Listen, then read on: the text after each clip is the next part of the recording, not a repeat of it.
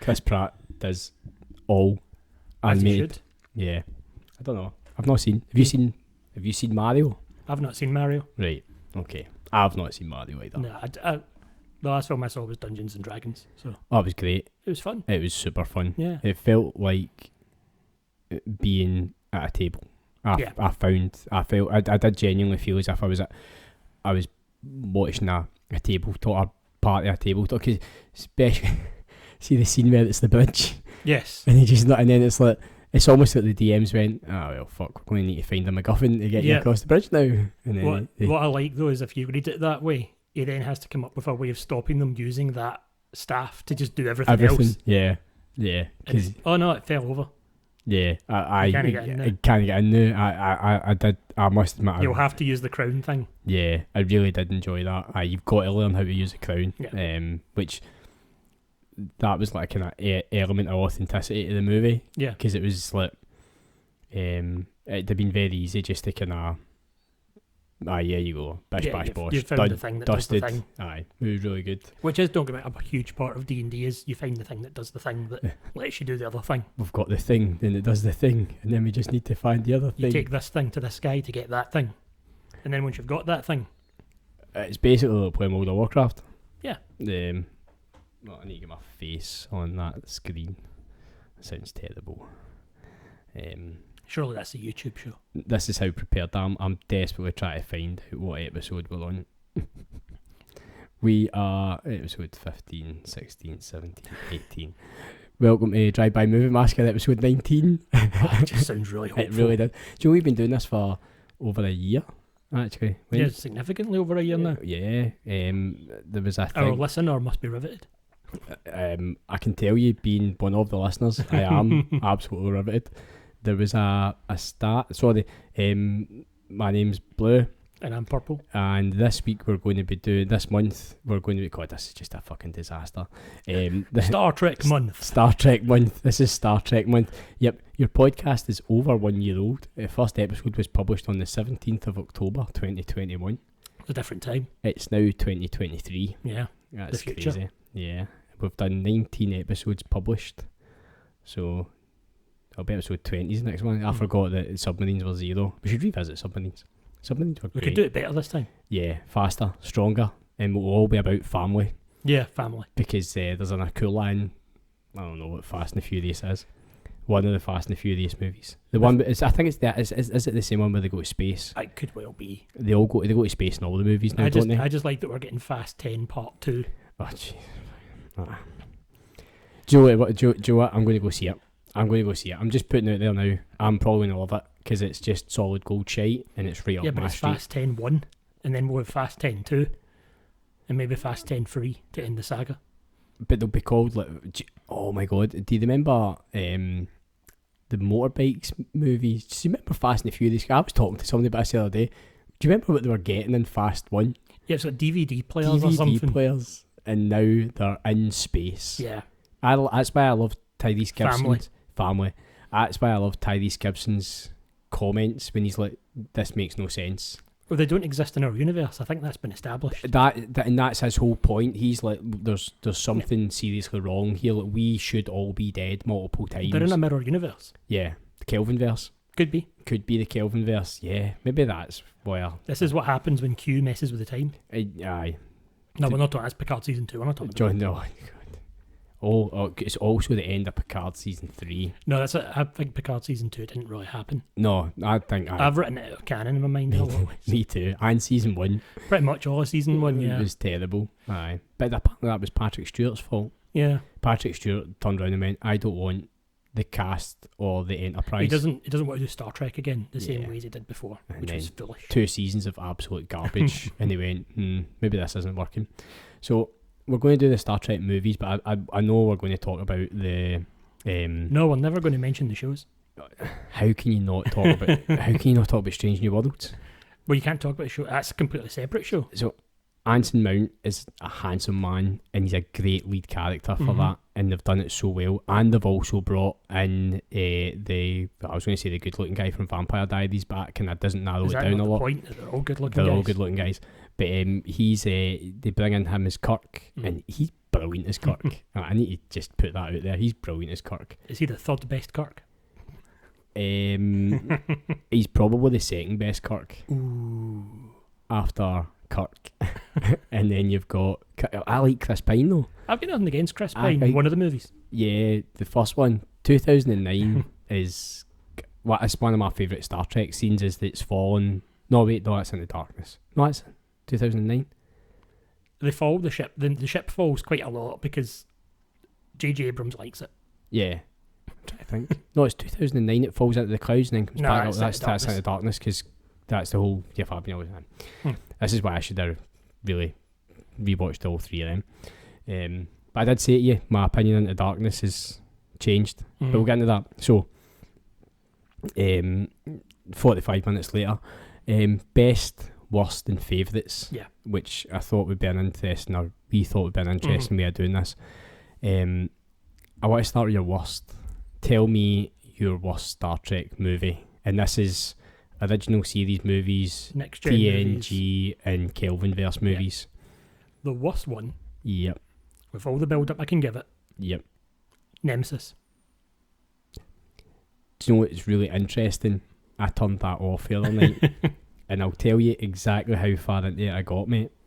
And that's weird that you say that, and I'm going to agree. There you go. That's... How far did I get into it? I've got 1 hour and 18 minutes left of Nemesis. And Too long. So I'm 100% with you. I'm shocked that that's Ron Perlman, and For some reason. It's Ron Perlman to such a degree with that makeup on that you might as well not have Ron Perlman. Exactly. And for all the lines that he gets, it makes me think that there was an entire subplot that was just cut out. There's a lot wrong with Nemesis. Massively. And I don't like it.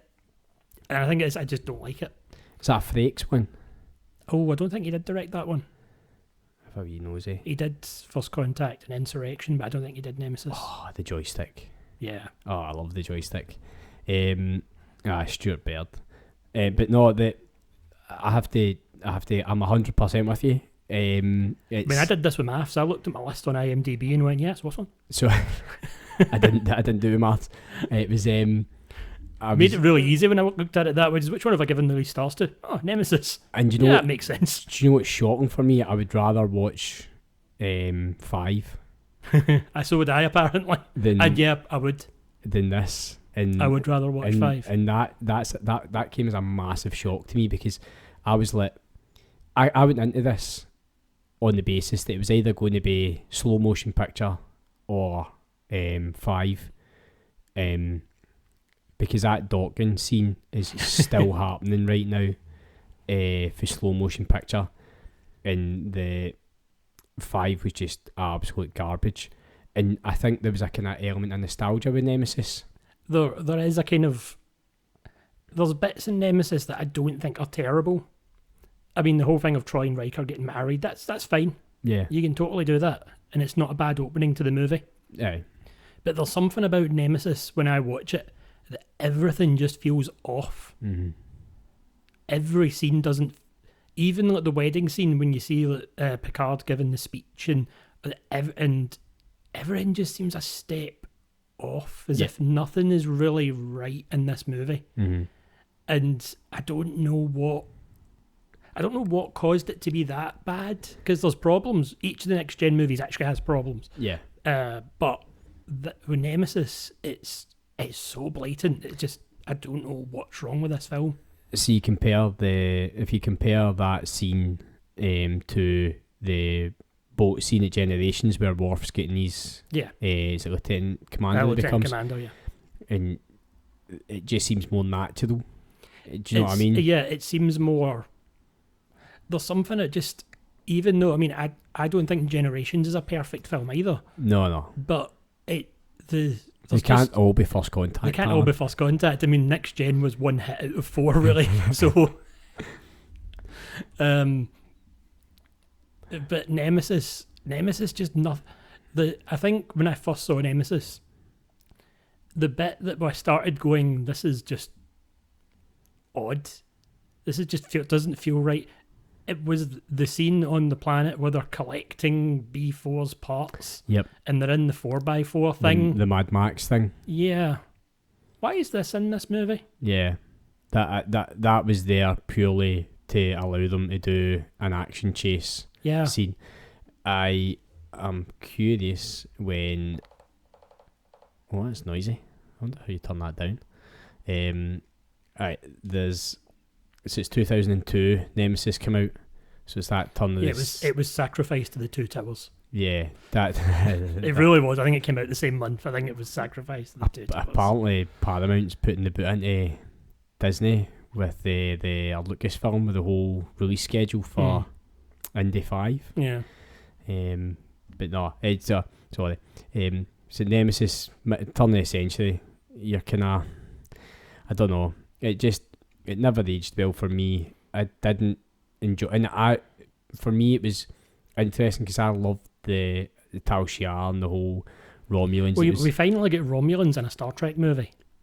Which is crazy to me that it took so long. Well, the Klingons are more well known, I think, is the... Yeah. And they're more point and clicky. Yeah, they are the... Even though the Romulans turn up first in Star Trek, the original series, the Klingons are the famous ones. Yeah. So... That's why the Ferengi were never going to take their place. So, yeah, the Romulans make their appearance. And now we've got Remans for some reason. Aye. And we've got big scary ship. I know. It's like the scimitar is... It just... Which can fire while cloaked. And it can do all the things. Yeah. And it can do all the things. It's the ultimate hero ship. Yeah. And the thing as well, which got me, was see the scene where they're listing off. It's like 59 joule plasma phaser banks, and you see Will's face, and it's like, oh my god. Yeah. And you're like, it doesn't. It's one of these it's just listing out these numbers to make us go, ooh. Yeah, but we are totally relying on the cast reaction, because I'm sad. I sit and watch the YouTube videos where they break down like the Akira class and the Steamrunner class and all these different classes of ships, and they tell you, oh, it's got like 5 Type X phasers and 7 Type 11 phasers, and it's got dual quantum torpedo. Like, I get all that, I enjoy all that, but I don't think that most, even though Star Trek fans are nerds, I don't think most of them are into that level of nerddom that I'm into. Like, I think it's just, there's something about, we've made this ship and it's meant to be scary. Yeah. It's got points on it. Exactly, yeah, aye. For some reason. We've made it a warbird, more warbirdy. But the Derek's is scary enough as it is. It's the thing, and we get other Romulan ships in it, and they're fine, but one of the things that they have there, one of the things we'll talk about with the Star Trek movies is Star Trek movies have a problem with baddies. Yeah. That they keep trying to have them. It's why the Borg works so well. It's one of these weird things. Star Trek, in a lot of ways, doesn't suit movies.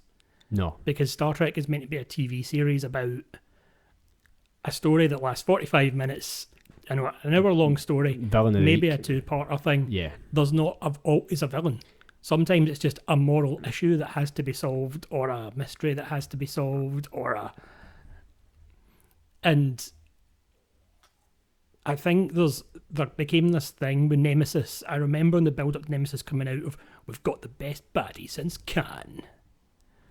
And Tom Hardy isn't. Yeah. And there is an interesting story there you can do with a clone of Picard, where it's nature versus nurture and all this stuff, but it's not done well. No. And I think it's the whole thing of Tom Hardy's, he needs Picard's DNA or whatever it is to do the thing so you'll live. Doesn't seem in much of a rush to get it. No, exactly. I mean, it's just, we've arrived and we want to talk to the new leader of Romulus. 16 hours later. Yeah, we'll talk to you tomorrow. Yeah. But it's not in a rush. I'm busy today. And I don't know, nothing really clicks in this movie. It just does a sequence where Picard and Data are having a firefight through the scimitar. And they're shooting down Reman guards and all this. Is this in the wee before they get into the shuttle. Yeah, and then they get in the shuttle thing and they fly out of it and they do all the things. And it's something I can say about Insurrection, and to a lesser degree, they kind of forget what the Next Generation was like. Yeah. Do you think it's because that kind of time period was, I don't know, kind of more action orientated movies? I think we never really had a lot of story. Well, not that we didn't have a lot of story driven movies, but more the emphasis was on like your kind of action movies. And it makes sense in a movie. You suddenly have a budget to do these things, even if you can't afford the. I mean, I do laugh at the end of Nemesis. They fly into a nebula thing with the ambush nebula. Oh, we'll be out of contact if we fly through this. I hope nothing happens. And Starfleet's waiting on the other side. And they fly into the ambush nebula, but the real reason is they probably can't afford to do the fleet versus the scimitar scene. So, yep. Well, they suffered with that problem at the end of, was it season 2 of Picard when Riker turns up with season 1. Is it season 1? The copy and paste. The copy and paste ship. Starfleet. Yeah. The ship that's not got a deflector dish, although they say it's some sort of they come out with a modified deflector dish, and that's apparently, was it the Akira, or was their Berth had the multi-mission pod on top? Apparently this ship's got the multi-mission pod on the bottom. It's one of the things watching Star Trek through the years is that Starfleet always is all these different types of ship. Yeah. And a part of that is just because they made all these different models at various points and they just kept going with it, but it kind of gave Starfleet its own look. Aye, so whereas you had the Derricks for the Romulans, the other races all had two ships. Aye, the Katinga and stuff like that for the Klingons, but they worked well though. But I like that with you had the Klingon Bird of Prey where they just went, it's bigger and smaller. They've done the same with the Demos in B5. Yeah. And it's, well, I mean, as a sidetrack here, that Klingon Bird of Prey was originally going to be Romulan. Is that... That's in Star Trek 3, they were going to be Romulans as the baddies. Right. But the Klingons were more marketable. So we just went with Klingons. So it's the Klingons suddenly get cloaking devices and Birds of Prey, which were both Romulan things before that. And it was before, is it Kittimer was the... That's Star Trek 6. That's us not using cloaking devices, isn't it? Yeah. So it's... Us. Yeah, us. The Federation, us. Fucking hell. And it's... There's something about that Nemesis, nothing really works. The character beats don't work. Riker has a fist fight with Ron Perlman for some reason in the closing scenes, and B4 as well just doesn't fit. It doesn't. It was. They've decided they're going to kill Data off. Yeah. Is their dramatic ending. Yeah. And then spend 3 seasons of Picard bringing him back. Aye. Each time. With Brent Spiner playing different versions. Dr. Noonien Soong. For me, Nemesis has all of the... I think it's almost like a melting pot of Star Trek movies. So you've got Ambush Nebula for 2. Yeah. You've got the death of a character who comes back. You've got... Yeah, I mean, it wants to kind of be like Wrath of Khan with that. Yeah. Because Wrath of Khan is the one that's held up as the best one. And so we want to do that again. Yeah, and it doesn't. It's like kind of... And then you've also got the action scenes, needless action scenes. Even First Contact doesn't have massive amounts of action scenes. No, not really. I mean, you've got the kind of fight and retreat on the ship. There is action in First Contact, but it kind of it makes more sense. Aye, it's not as if they decide, you know what we're going to do? We're going to fucking go into this Borg cube and shoot some stuff up for no gain. I mean, why could you not have... Sorry. You could have very easily flown that shuttle to all 1, 2, 3, 4, 5, all 6 locations. Yeah. I was just counting how many body parts I've got. Yeah.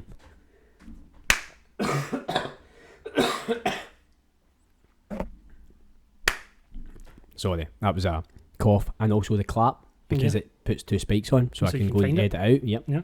Next level thinking. Yeah. Some would say that I've been looking at how to do podcasts. I know we're not going to have that amateur look anymore. No, but you're right. It's like shoehorned in, makes no sense.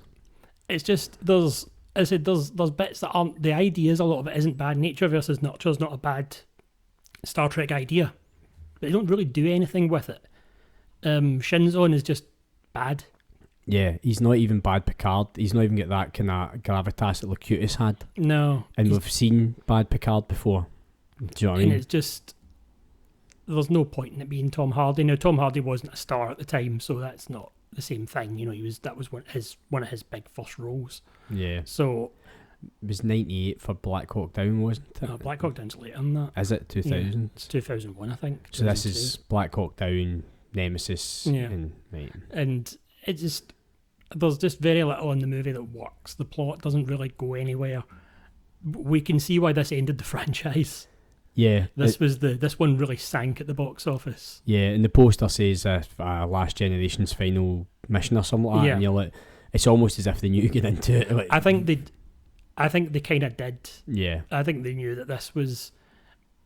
They hit the Generations was a moderate success. First Contact was a decent success. Insurrection was a miss, but it wasn't a complete disaster. Yeah, and I think they kind of realised that there's not really much of a future in this. And Star Trek was tired at this point. You know, we'd had Deep Space Nine finish, we had Voyager finishing, Enterprise was going to get cancelled. Star Trek was a bit tired. Yeah, 3 years after Phantom Menace. And it's just, it just comes off as, I kind of, the action sequences come off as, in a lot of ways, look, we're young. Yeah.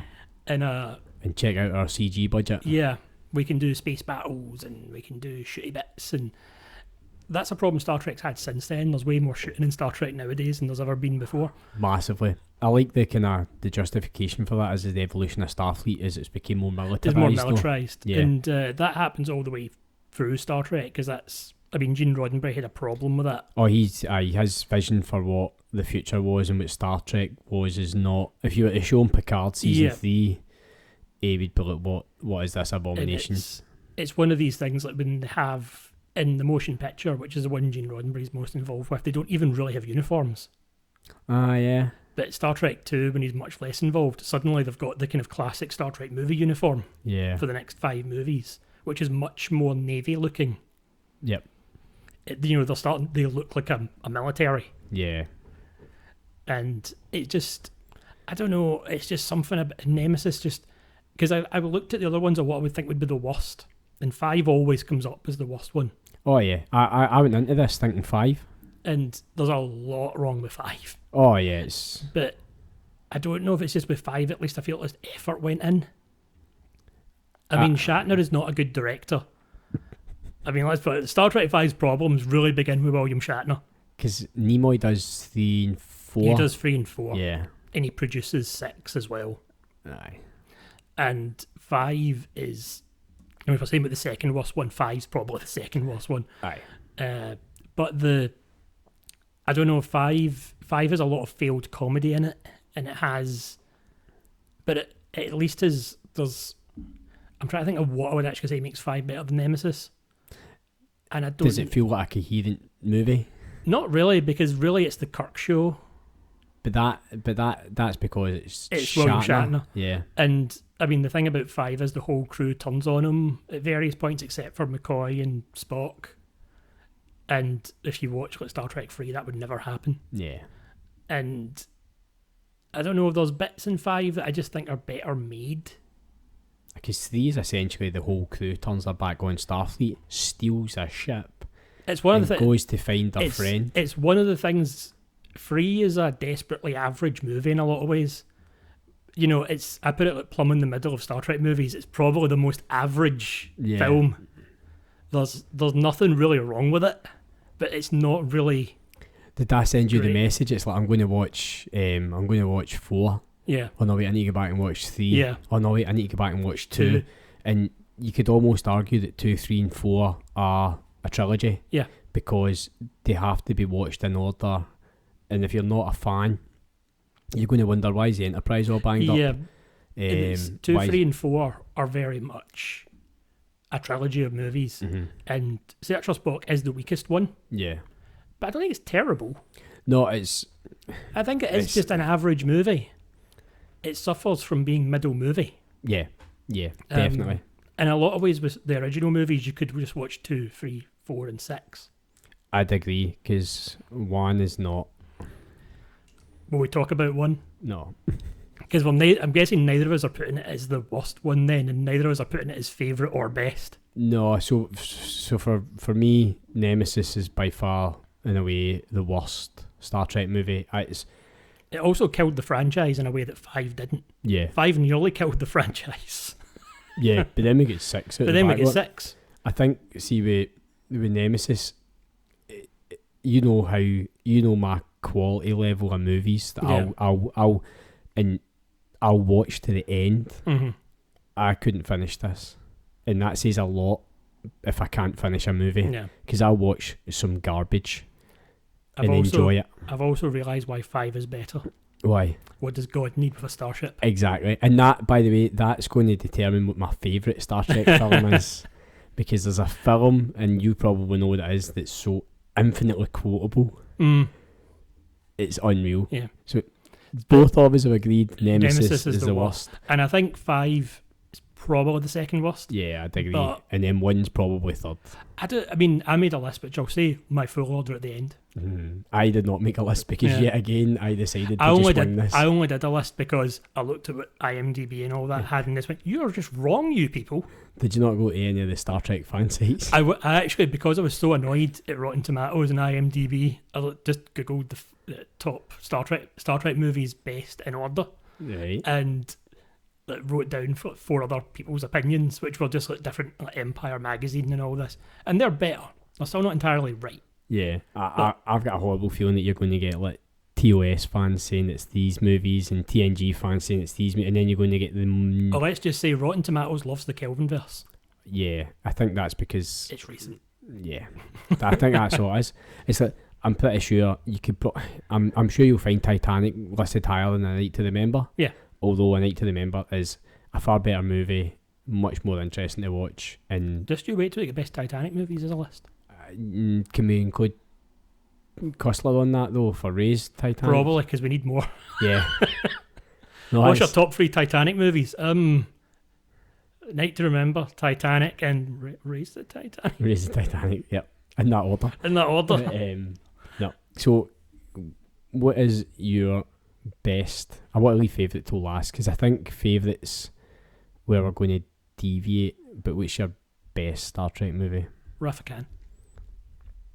I think Raffican's the best one. Yeah. In terms of actual movie making, what the movie's doing, Raffican. Which is why they keep trying to make it again. They tried to make it again. I mean, they did make it again in 8. First Contact to me is the real Wrath of Khan remake. Because it doesn't specifically try to be it, but at the same time, that is Picard's rival. You know, that's what it should be. Yeah. But Wrath of Khan shouldn't be very good. He's a villain of the week. I mean, he's a completely... I mean... That whole scene with Botany Bay. Yeah. Wrath of Khan shouldn't be the best one. In a lot of ways. He's a villain of the week. It would be, you know... You're making a movie about a guy who appeared in 1 episode, and it's not even that well remembered an episode. Yeah, it's... Aye. It's just, you know, it's an episode that has... Alright, it's an interesting villain in it, but... You know, then they dump him on a planet and move on. And they just go. And then, would you even have remembered them if you hadn't made the movie? Probably not. He'd be one of these guys that gets mentioned in, like, finally we're going to find out what happened to Khan on lists for the next Star Trek series. Yeah. And that would be it. But I mean, the story goes that Nicholas Meyer and co, who wrote Star Trek 2 after they kicked Gene Roddenberry out of the way. And rightly so. He's interesting concepts. I don't hate the motion picture. I think the motion picture would actually be a decent 45-minute Star Trek episode. Yeah. The problem is it isn't. No, it's probably a 17-week long movie. Yeah. And it feels it. It does. That docking scene just gets me. I defend the motion picture only in that it's not terrible, it's just kind of dull. It's just there. It's just there. If you're doing something else, you can have the motion picture on, just don't sit and watch it. but you can have it on. I think they put it on in sleep clinics to try and help people fall asleep. It's just not a very well made movie. No. But I mean, seeing it in the cinema though, I will say the special effects are still good. I've never seen it in the cinema. You did. I saw it in motion picture in the cinema with you. Is that how bad it is that I've just blanked out of my That is head? the most recent time you've seen it. Me, you, and George went to see it in the cinema. Did we go last year to... Where did we go for the it? Waterfront?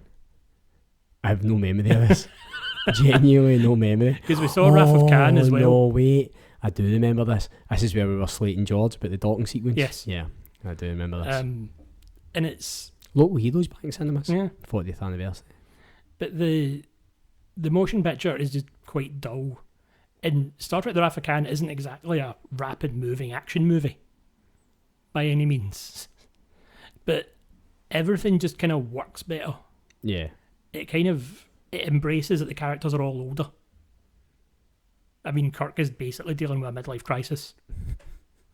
Whereas in the first movie, it's just, I'm still young and we're just going to ignore this. Ignore the fact that I'm old. That all these people are older. Jesus.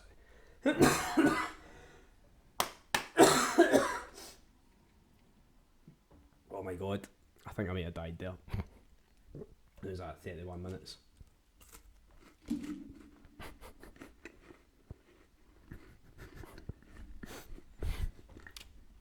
Can't do it yet.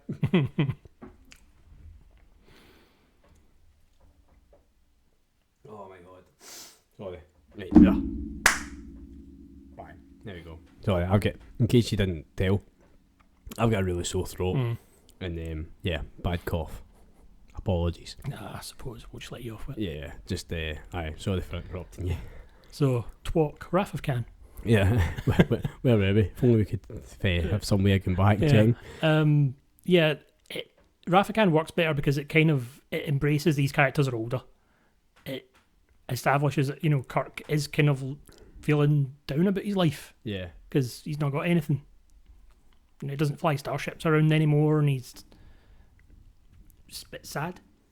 They kind of do that in Generations when he talks to Picard and says, don't ever let them take you out of that chair. That is what he's kind of referencing, and it happens at the start of Generations as well when he's, just going to see the new Enterprise be launched. Yeah, I like that. And it's, Kirk, they're establishing that Kirk is not enjoying things. He has his birthday and him and McCoy are just sitting having a drink, and McCoy, the thing we love about McCoy. Yeah, he's great. I love McCoy. McCoy's my favourite of the original series cast, really, just because of the constant complaining. And they done so well in Kelvinverse with casting. Carl Urban. Carl Urban is, for some reason, I actually have a theory about this. Is it DeForest Kelly's son? Side theory, right? And we know this can happen because of the Wrath of Khan, actually. Right. I think just before DeForest Kelly died, he went up to Carl Urban, who was very young, and just put his hand in his head and said, "Remember."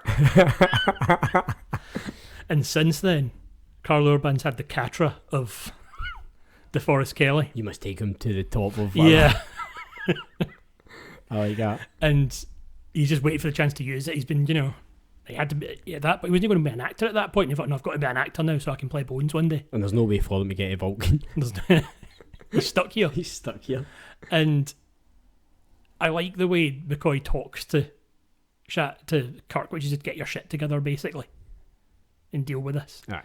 And the film just works for that. You get the whole thing of, if you want to be very deep and meaningful, and I have this thing where when people talk about movies, did they mean this?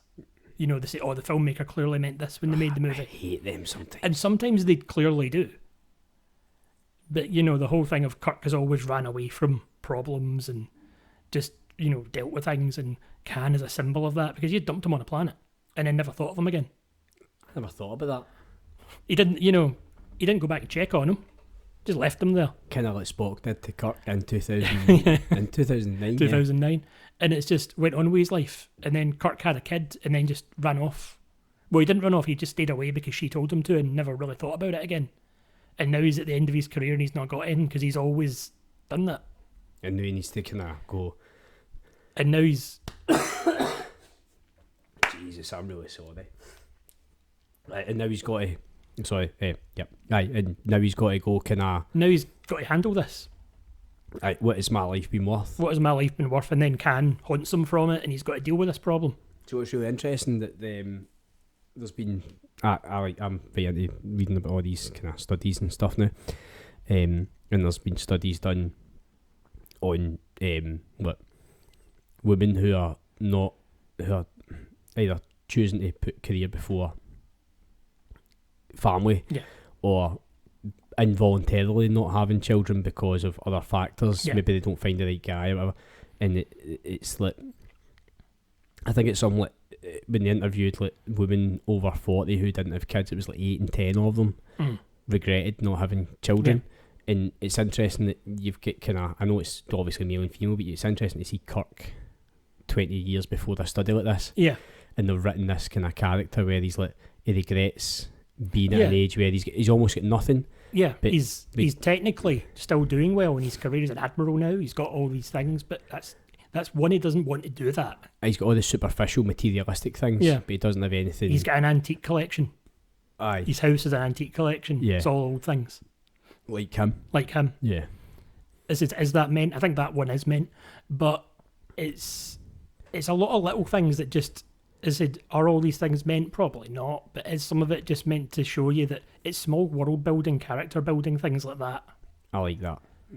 You know, that they show you that realistically, he is not a happy guy. He gets really excited to go on the Enterprise for a cadet cruise. Yeah.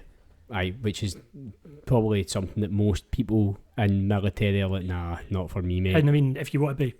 He cheated at the Kobayashi Maru. He never faced it because he doesn't think about these things. He runs off and carries on and does all that. It's quite interesting. Just now he's got to deal with it. By the end of the movie, he has to deal with it because Spock dies. Yeah, I love that. I have been spoilers. and always shall be your friend. But did you not say that there was I'm sure we were talking about this before, that they done the Kobayashi Maru scene at the start deliberately because there was rumours going around that... Yeah, allegedly Gene Roddenberry leaked that Spock died. So the fans were deeply upset. So they've done that so double they put blind it at the start. And originally it was meant to be midway through the movie he died. Right. And if you watch the movie, the last third of the movie, Spock doesn't do anything until that last sequence that Sulu couldn't do. Yeah. You know, like keep updating Kirk on things and talk. You know, it's all stuff that any member of the bridge crew could do. So Spock doesn't need to have been there to do it. That's interesting. So they leaked it. Gene Roddenberry allegedly leaked it because he was annoyed. And, I mean, Leonard Nimoy didn't want to keep going with Spock because he hated making the motion picture because it wasn't very good. Yeah, and I wonder... I don't think any of them did, I think, because it didn't even feel like Star Trek. Yeah, I wonder if that was part of the whole thing where when they'd done 3, he came back for 3, obviously. Was it you can be a director? You can be a director. Yeah. There wasn't originally a scene with him and McCoy doing the remember thing. That was added in late in the filming. Right. And it was to give them an out. Aye, if they ever do decide If they ever decided to. But the strange thing is that was meant to be the last one. It's weird, isn't it? And then you think, they didn't think there would be any more after 2. There's so many good ones after 2. But 2 was successful because it's like the whole thing of sequels. If the last one made money, you get more money to make the next one. Star Trek 2 got a much lower budget than Star Trek 1. And that might have been why it done well, because they had to focus more on the story. They had to focus on the characters, which the thing with Star Trek is really about the family cast. As we said earlier about Picard not having the Enterprise and not having the cast, really hurt it, because it tried to be something that wasn't. Mm. It tried to be Firefly or Alien 4 kind of thing. It wasn't being what Star Trek's meant to be, which is this cast of crew who become sort of family. Yeah. And don't get me wrong, you have the issue with you get seasons to do that in a TV series. But all the work was already done. The work was already done. Do you know what I mean? And I mean, one of the reasons I let off the motion picture a bit is because it had been so long since the series came out that I understand why they wanted the big reveal of the ship. Yeah. Because we hadn't seen it since the 60s. So that's the first time you see the A, isn't it? No, it's just the upgraded, the refitted one. And so that's why they have that bit in the docking sequence where you see it from the side. You see it a bit more from the side. Aye. And then the big reveal of the front when the music builds up to it. 45 minutes It's after. still too long. Yeah, fucking massively long. I do like the in-joke, though, that don't know if it is an in-joke, but in Star Trek 2, Kirk's flying up to the Enterprise with Sulu, and he says something to Sulu like, "I'm just glad to have you at the helm." That's right. And I just love that Sulu, and then I just would love Kirk to say, "Scotty takes like 30 minutes to do this." You got me on here in one quick cut.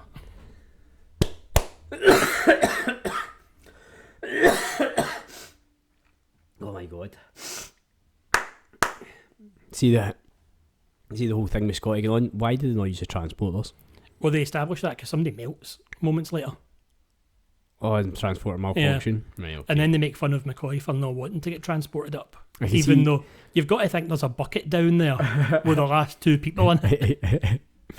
Because they've done that. And he's a doctor. He knows that bucket. That's a medical bucket. They carried that over well into 2009, I thought, with the whole kind of like, he's like, space is just darkness and disease wrapped in a vacuum or something like that. That was really good.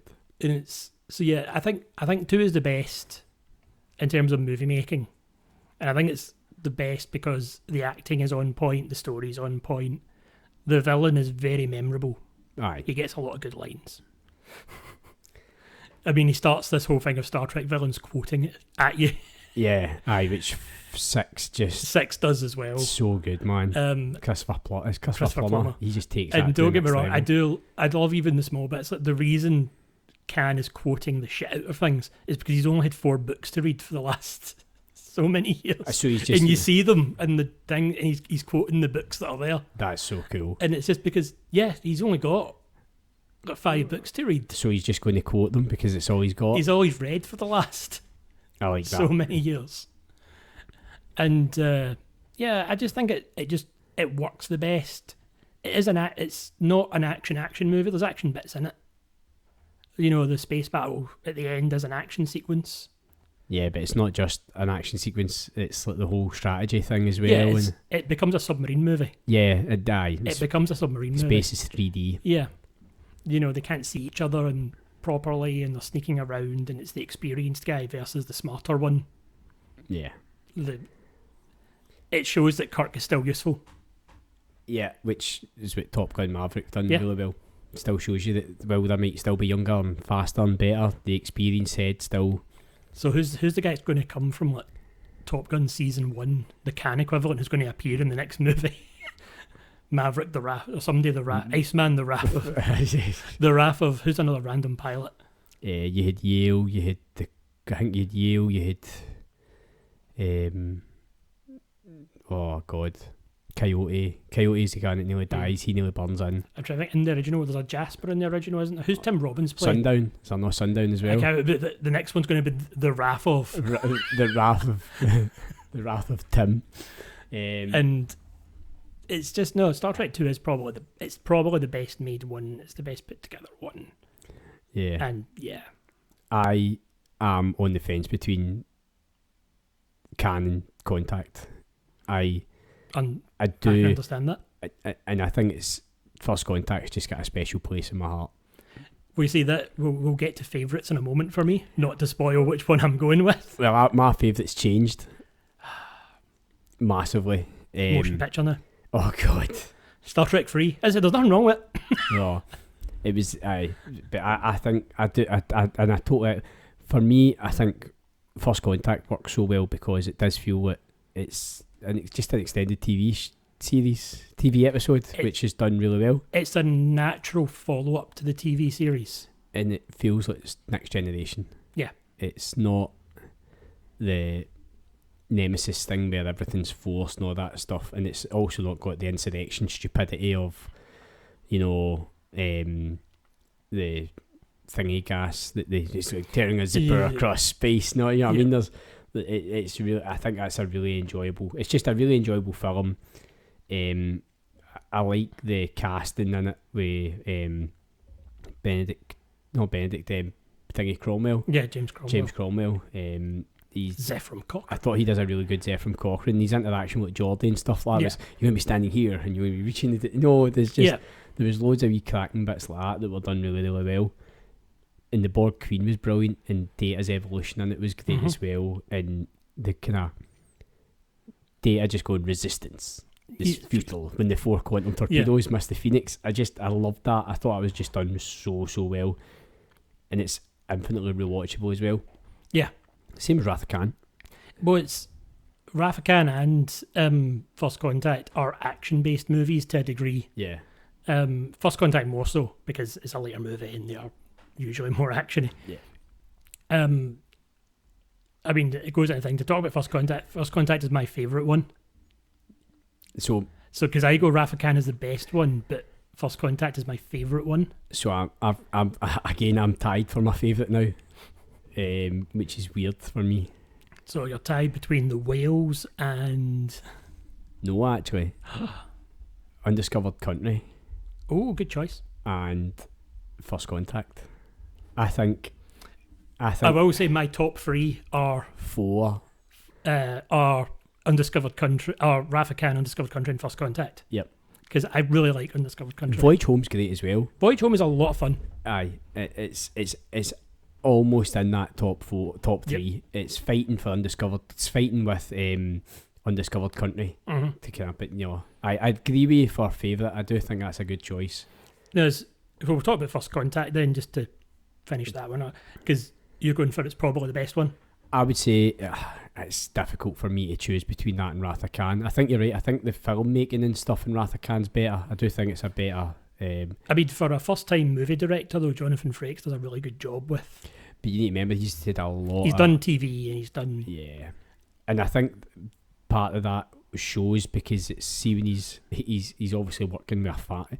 And that's when you hear them talking about Next Generation, it is a family, especially... Yeah. Excuse me, especially when you hear them talking about like how Will Wheaton's mum treated him and all that stuff, and basically Will Wheaton basically says like my Patrick Stewart, you know what I mean? That's my family. Yeah.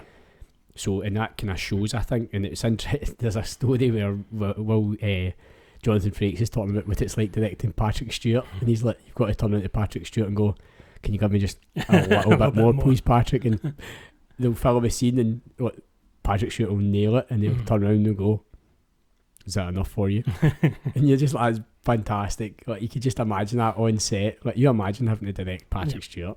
I think it's First Contact helped because I don't think Generations is bad, but it's kind of wobbly. Yeah, it's too past the torchy. Yeah, it's too past the torch, and it feels in a lot of ways more like a Star Trek Next Gen story episode that's been kind of bloated out. Yeah. By forcing Kirk into it. You could almost do the whole bit with the Nexus and Picard and them having to stop Soren and all that. It would just be a 45-minute episode. Yep. Aye. And it wouldn't be a bad episode, but that's all it would be. And I really... One of the reasons I like Generations, but I've read the book set after Generations which is now canon. By Shatner, yeah. Where the Borg, the Romulans steal his body and take it to the Borg, and then that, which kind of puts me off it. But also as well, it's the death of the until Picard, it's the death of the Enterprise D on Viridian 3, and that's sad because that's the death of a character. The thing is, the scene itself is spectacularly done. So well it's done. this very well done scene. Yeah, and. In a lot of ways it is. I actually think Generations is a lot like Star Trek 3. It's just sort of there. Yeah. And it's not terrible. You know, when I look at it and I put it together, it's not a bad movie. It's just kind of forgettable, and the only thing memorable about it is the Enterprise being destroyed. Yeah, and I think it's interesting that if we had went Generations, Insurrection, First Contact, you would have never had First Contact. No.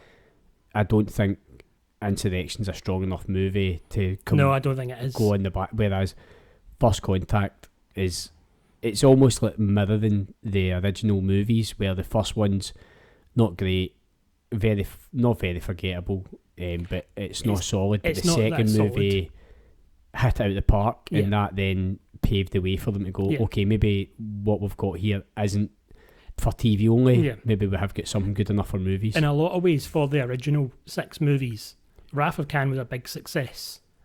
Search for Spock was a moderate success. And then Voyage Home was a big hit. Voyage Home was great. Voyage Home is so fun. Voyage Home. Voyage 4. Voyage 4. I didn't put it in my top 3. No. I think it's the most mainstream Star Trek movie, because you don't need to know anything about Star Trek to watch this. You know, it's got a lot of memorable bits in it. It's a very well put together family adventure movie. Yeah. A little bit of comedy, some kind of vanilla actiony bits, you know, where they've got sequences where they're running about ships, but no one dies. No, the nearest No bit's one really probably, gets hurt. what is it, Chekhov falls off the Yeah. Enterprise, which is, but he's not dead, He's not just dead, hurt. he's hurt. Yeah. And then there's a lot of shenanigans in it. Yeah. And Direct me to the nuclear vessel. is such a It's memorable bit. It's just brilliant. You're like, it's a Russian and... It's fun. Yeah.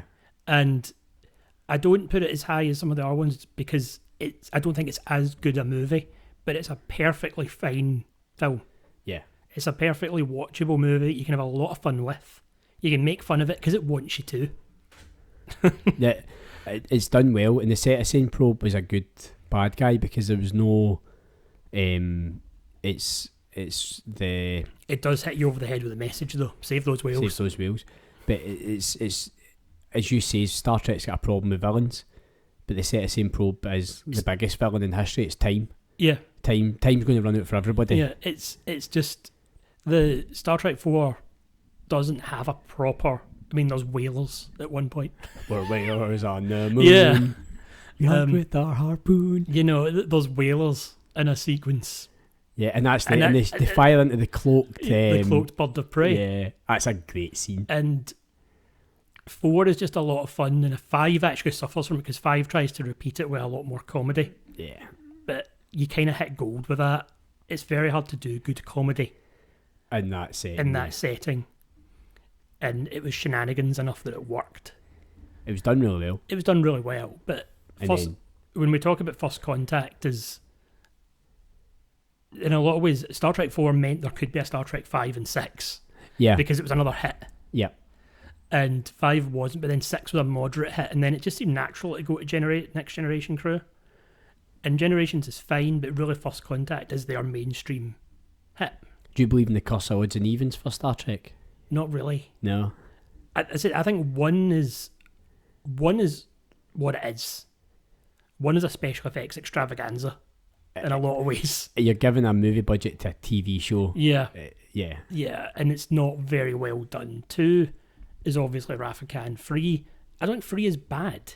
Yeah, it's not that kind of like, is it sine wave when you see that up and down? Yeah, it would, you know, if 2 is like 10 out of 10 and 3 is still a solid 5 or 6. 5 or 6, yeah. 4 probably about 7, 8, 9, Yeah. 8 or 9. And 5's I do maintain that 6. the sequence in 3 where they steal the Enterprise is a really fun sequence.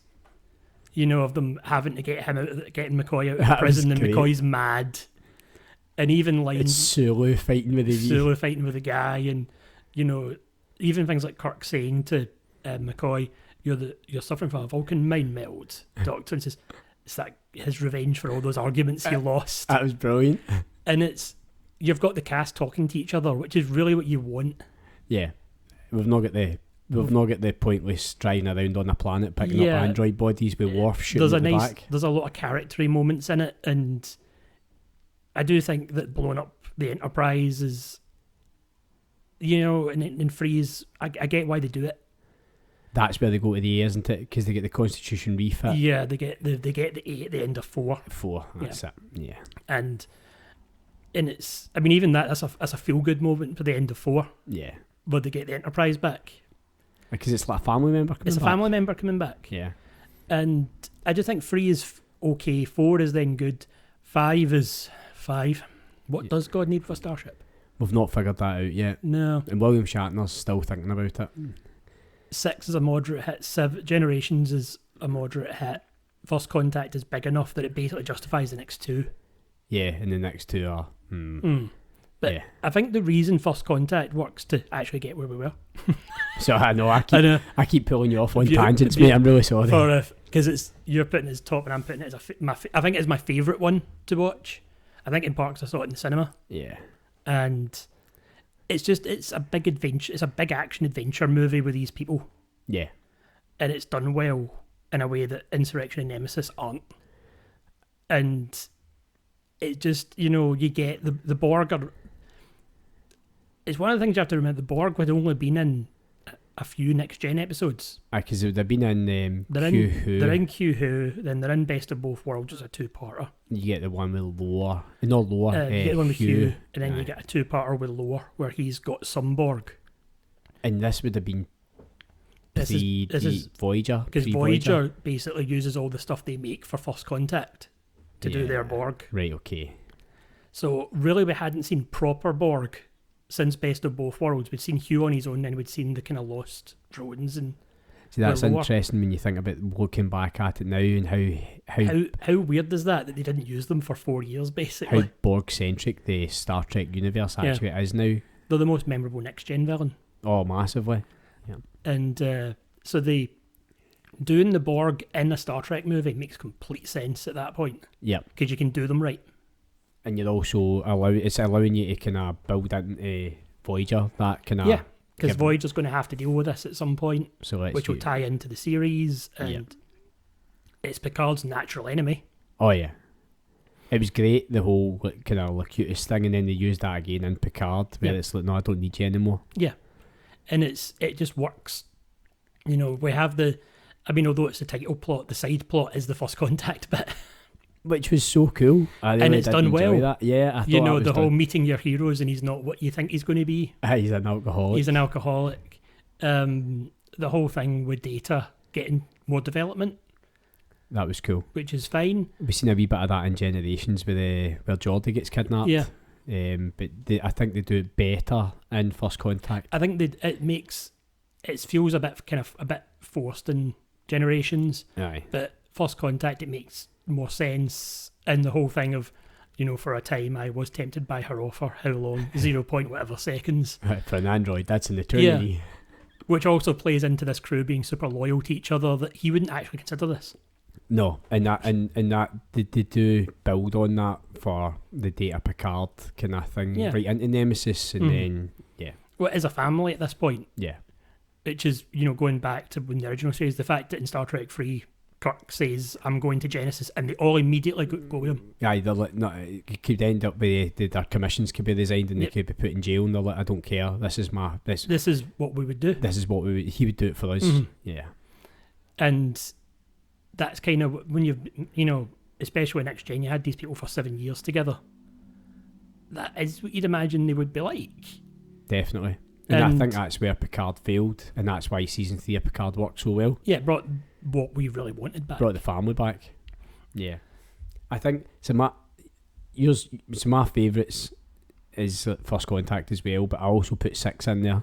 I can completely agree with that in a lot of ways. I put 6 as my third favourite one. Yeah. And I used to like 6 more than 2. Right. At one point, because I really like 6. I think it's the whole, you've never experienced Shakespeare until you've heard him in the original Klingon. Christopher Plummer is really good in that. He's brilliant in that. And that's what sold it for me was, it was only when I rewatched the films and I kind of realised that how much I loved 6. But it's a nice, solid story. And it also shows that Starfleet's not whiter than white. It's not whiter than white. It's great. It's done so well, and it was just really enjoy. It was a really enjoy, and it also, like looking back on it now, you've heard of like the Kittimer Accords and stuff like that, but it's great to actually see all that stuff as well. And it has this kind of nice feeling of a last hurrah for these characters. Yep. And they all get bits to do in the film, and that's just a nice touch. The whole bit with Spock and Bones, would you like to come with me while we perform surgery on a torpedo? And he's fascinating. It's great. It's so well done. And they're working on this torpedo while they can hear Christopher Plummer's whole "I am like the Northern Star" and all this in the background. That's phenomenal. And he's like, would somebody please shut him up? Yeah. And it plays to each of these characters, it does naturally even follow on from 2 and 3 with the whole thing of I've never trusted Klingons. I'd never forgiven them for the death of my son. Yeah. And that's Kirk's only it's his negative trait. And he realises it, but he has to deal with it, and it's character development. Yeah. it makes sense. He's put in a position where he's got to grow as a person. Mhm. And by the end of the movie, he has. He has. Yeah, massively. You know, he has a little scene where he's sitting in the prison camp and he says, I was terrified of the future. And, you know, they have the bit where they have the dinner with the Klingon officers and it's awkward and Oh, super awkward. it's super awkward. But it's Kirk trying and not succeeding. I like that. Rura Pente was great as well. Yeah. See with the changeling. Mhm. Although, if they've I've changed never seen- canon and says that she's not a changeling. She's not a change. She's something. Yeah. Although she's- if you want to say she's a changeling, you could just say she is. Yeah. And, you know, it has one of my favourite lines in the franchise is, you know, I can't believe I kissed you. And she says it must have been your lifelong ambition to William Shatner. Yeah, that was great. Aye. Which is a nice play on William Shatner's famous ego. Oh, aye. That was, I did like that bit. And, you know, you get Sulu's now a captain, gets the Excelsior. It was nice to see, especially after they sabotaged the Excelsior in 3. Yeah. Also, it's the NX Excelsior. Yeah, it's the NX. Whereas this one's USS 2000. Yeah, and this is that it one being- it's NX 2000. Yeah, it's no longer experimental. It's not but they removed the transwarp drive, is that right? Yeah, although there's a theory that the transwarp drive is just the warp drive they use after that, and that was just the test bed of it. Right, okay. It's just that all ships are now have that drive. It's just that Oh, they just changed the name. they just changed the name. Because there was a change in I remember there's a whole change in the warp measurement system where we eventually ended up at warp 10 being all places at all times, Yeah. and that's why like some of the Enterprises, I think it's E, can do like 9.975 for Yeah. like so many hours, and Mhm. that was like But the 6 is a good movie. And I think that is a good movie. It's doing the classic Star Trek story of, you know, a real event happening in space. You know, it's very much to follow the Soviet Union, the end of the Cold War. I never even thought about that. That's so interesting. Because it's Rocky 4. Its praxis is Chernobyl. Yeah, that massive explosion that's seen across the world. Yeah, yeah. and now the Klingons can't do the Cold War anymore. Aye, so we need to kind of find some way to kind of change the dynamic. And you've got the old Americans who are like, no, They're the enemy. They're the enemy. Aye, we've grown up. As Thingy says, your grandfathers have fought. Yeah, You know what I mean? it's a Cold War. It's the end of the Cold War. I've never even thought about that, mate. That's really interesting. And obviously I love the end of the Cold War. We missed the Cold War, don't we? We do. Back when they were communists. I was watching Man from Uncle. Yeah. It's Henry Cavill and the Cannibal. And it's just, you know, it's the Cold War. It's a fun time if you don't count all the deaths. Yes. The coups, the murder, you know, all the other stuff. But, you know, Death of Stalin. yeah, Probably one of the greatest. it's a great fun movie. Fucking incredible movie. It's so fun. Is it not Jeremy? Not Jeremy Irons. It's Jason Isaacs. Jason Isaacs as Zhukov. Fucking incredible as Zhukov in that. And the cast do such a great job of showing you the absolute lunacy Yeah. of the cult of personality of Stalin. It's No, just it's one so of good. Death of Stalin is one of these movies, but it's an exaggeration for effect. But it works But so well. it's a good way of showing the sheer, what we would call lunacy of all this. Yeah. I'd be interested to see a kind of German version as well. Well, 'cause I've Jojo gotten- Rabbit is as close as you'll get to that. I like Jojo Rabbit. I see this. think when They it's- see me Stephen Merchant where they're all walking in how going, it- "Hi, it's there, to hi, show there." it's a parody of this is how nonsensical all this really is. Yeah. That was a great scene. I can completely Star Trek 6. I will have nothing bad said about Star Trek 6 because I really like Star Trek 6. So your worst one is Worst This- one is Nemesis. Nemesis, which is what, 11? 13? 11. No, it's 10 10. because it ended the even ones are good theory. Yeah. So it's Nemesis. Both of us are Nemesis for our worst ones.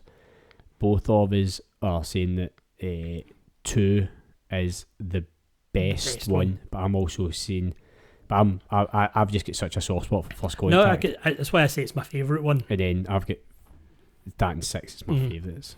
No, I support 6. It's my third favourite one. Do you know what's really interesting? There's 3 films we haven't mentioned. I know.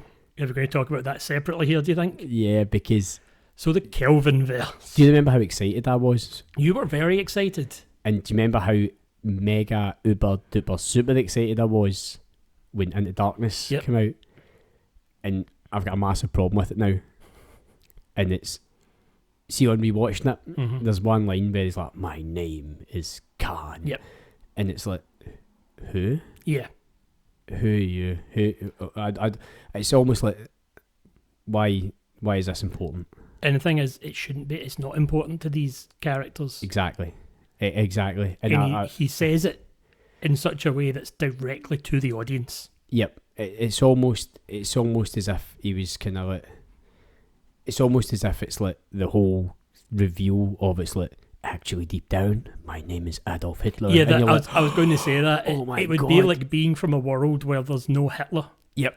And then someone saying, my name is Hitler. And then everybody's like, oh no. And you're like, who? It means nothing to these people. Yeah, exactly. And that, and see, when I kind of realised that, I'm like, the whole film, he should have just stayed as John, oh God, what's his surname again? John Harrison, sorry. Harrison. He should have just stayed as John Harrison. And I get the obsession with people trying to remake Wrath of Khan. Yeah. I understand that. But I think that 2009 was such a great opportunity for this to go in a new direction. And Wrath of Khan just, the desire to make Wrath of Khan again just didn't really... It's the thing is, you're making Wrath of Khan without all the prerequisites to make Wrath of Khan. Yeah. And I mean... and I think that's the issue. You need to have these characters all know each other for years. You have to have Khan already have happened to them. Yep. For this to be a thing. And you're rushing into it. It's got not the Marvel, it's got the DC kind of feel of it. It's we need to do this now. We need to do it now. We need to do it now. And Star Trek 2009, to talk about 2009, I have problems with in certain places, but I think as a reboot of the franchise for the movies, for the cinema release, it's absolutely fine, does everything it needs to do. Brings these characters in. I think the casting is pretty much dead on. It's really good, especially with Carl Urban and Zachary Quinto. I think they were fantastic. I think they're perfect. Yes, as those two. Chris Pine, my problem isn't with him. My problem is a bit with the right Kirk, a bit too womanizing and flamboyant. You see it in the Kobayashi Maru thing, where he's got the apple. He's got the apple, which Kirk does, which is a reference to Wrath of Khan. But he's a bit too much that way. Yeah. Whereas the whole thing is, and the thing is, I can believe that Kirk in the Academy might have been more, reckless and all this than he is. He's got the reputation of being reckless after it, but even more reckless. Which is why I give some props to Beyond, because Beyond feels more like Kirk. Yeah. To me, I didn't rewatch Beyond because you have to. I don't know why, but you have to pay for it on. But even though you're paying for Paramount Plus, yeah, I don't know. Makes no sense. I think Kirk as a character is better written in Beyond, because he feels more like the Shatner Kirk, just a bit younger. Aye. Whereas in 2009, and especially Into Darkness, he's a bit too kind of whiny and expectant of it. Aye, he's aye. Which I can get that Kirk might have been like that, but Kirk also wasn't a captain at that age, kind of thing. So, but I think Zachary Quinto, Carl Urban. I don't think Chris Pine's doing a bad job. I think he's bad writing. I think it's a bit of bad writing. Zoe Saldana's fine as Uhura. Anton Yelchin, Chekhov's fine. Who's it that plays Sulu? It's Harold for Harold and Kumar. Yeah. That's it. Great, yep. Great series of movies. I think Simon John Cho. Simon Pegg, bit over the top with the accent, but he should be. Well, his mother's Scottish, I believe, in real life. But he was the only part of the casting that I didn't agree with. Yeah, and I kind of think that looking back on it, okay. Looking back on it, he's fine. I remember when it was all announced, the one I had the most questions about was Carl Urban, just because Aylmer is playing McCoy. But he's I think he's the best one. Yeah. He just nails that. Even for the negatives I could say about Into Darkness, the bit where he's talking about I once delivered a Gorn and it's just really good. He's brilliant. So 2009, I've got some issues with it, but I think it's a good, fun action adventure movie set in the Star Trek universe. Into Darkness, Admiral Robocop. I have issues with. Yeah. And for a long time, we've had conversations where I've tried to convince you that this is one of the best movies in the Star Trek franchise, and it's only when I've went back and looked at the whole movie timeline I've kind of went, hold on a wee minute, I really enjoyed the movie, but it's not great. I think it's a film that every time I've seen it, my opinion's dropped on it. Yeah. And there's a few reasons for that. One, it's still got the J.J. Abrams action-adventure thing. It's going to carry you along with it. Which, things are happening fast, and there's sequences, and sequences are quite well made, and all this stuff happens, and, and you go along with it as you go, and it's fun. But a lot of the time that doesn't stand up to rewatching. Yep. And I think Into Darkness suffers more than 2009 does, or like The Force Awakens. The Force Awakens is a similar problem. The more you watch it, I think the less interesting it becomes. Bang. Yeah. Which you get tiring. It gets tiring. And it's the fact that they have Khan as the villain. Yep. Just because he's the most marketable person. And that was back when the Benedict Cumberbatch was really big. And I think he's a lot of the reason why the film made decent money. Oh yeah. Well, he was the that was who you seen on the posters. Yeah. You didn't see the cast. Yeah. You seen Cumberbatch standing on that the wee mound on thing. The mound thing. And the whole idea of, without going into the weird behind the scenes thing where one of the writers of it is a slight conspiracy theorist who might think that 9/11 was an inside job, but and that's why Section 30. That's and what is the plot of Into Darkness? Yeah, that Starfleet is starting a war by launching a terrorist attack on Earth. A false flag operation. It's a false flag operation, sort of, and try to start a war with the Klingons, basically. Yeah. And putting that aside, I think even bits like there's a whole bit early on in it, where Kirk saves Spock from the volcano thing, and I don't really have a problem with Kirk doing that. I really don't have a problem with Kirk doing that. I have a problem with him being angry that Spock reports him. Yeah. Because of course Spock reports him. Aye, because it's Spock. Yeah. What did you expect to But happen? they also kind of do the thing of, see if that played into the rest of the plot, where at one point either Spock's going to break the rules to save Kirk. See if at the end it was like the thing of Khan's getting away and Spock's told shoot him, take him down. Aye. And he doesn't because it will save Kirk, kind of thing. Aye. That would make sense if that's that's what the friendship means. It's just that's the first time Spock realises it, kind of thing. But we don't even, it's just an excuse for a fight. I think it's a nice cold opening, and it's a great excuse to see Pike do the whole starship burst out from the old and you just it's that whole kind of. I don't have a problem with the opening bit. Even the bit of Kirk doing that makes sense to me. Yeah. And but I don't think the Shatner Kirk, to go into the bad version of this, saying what would Shatner's Kirk do? He would just take the punishment. Oh, aye. Says, I broke the rules. Yep. It's cool. I've got to be demoted for it. Fine. Yeah. I don't disagree with what I did though. I'd do it again. I'd do it again. And Spock would understand that. Yeah. And they'd move on from there. And it's just, there's like random bits in it that, it doesn't, there's just enough that it doesn't work. Even lines like, Simon Pegg at one point questions, since when were we a military? That's a nice thing to put into Star Trek. But they just move on from it really fast. And then he goes and finds the Dreadnought. Yeah. Which you see earlier. If you look at Admiral Robocop's toy collection. I don't have a problem with Admiral Robocop. I thought he was really good. I thought he's good in it. I'll hunt you down, Sonny, or something like that. He was brilliant in it. And I quite like him in that role. He was Enterprise's last villain as well, really. Really? In the last two-parter before the evil crap finale, he's the main villain. See, as Indy? He's a human who's trying to stop the Federation. He's a racist human who wants the aliens kept out of Earth. Oh, xenophobic? Yeah. Xenophile? I don't know what the correct to put into the terminology thing is. the thing I liked about Star Trek 6 is what I like that Enterprise episode is all the cast get to do their thing individually for their last episode, almost. Yeah. But no, Into Darkness, it has some spectacular kind of moments. I mean, I don't have a problem when I actually don't have a problem with them reversing the Wrath of Khan Kirk dies thing, with the trouble. but it's so obvious how they're going to get out of it that it's not going to stick. No, This is not going to stick.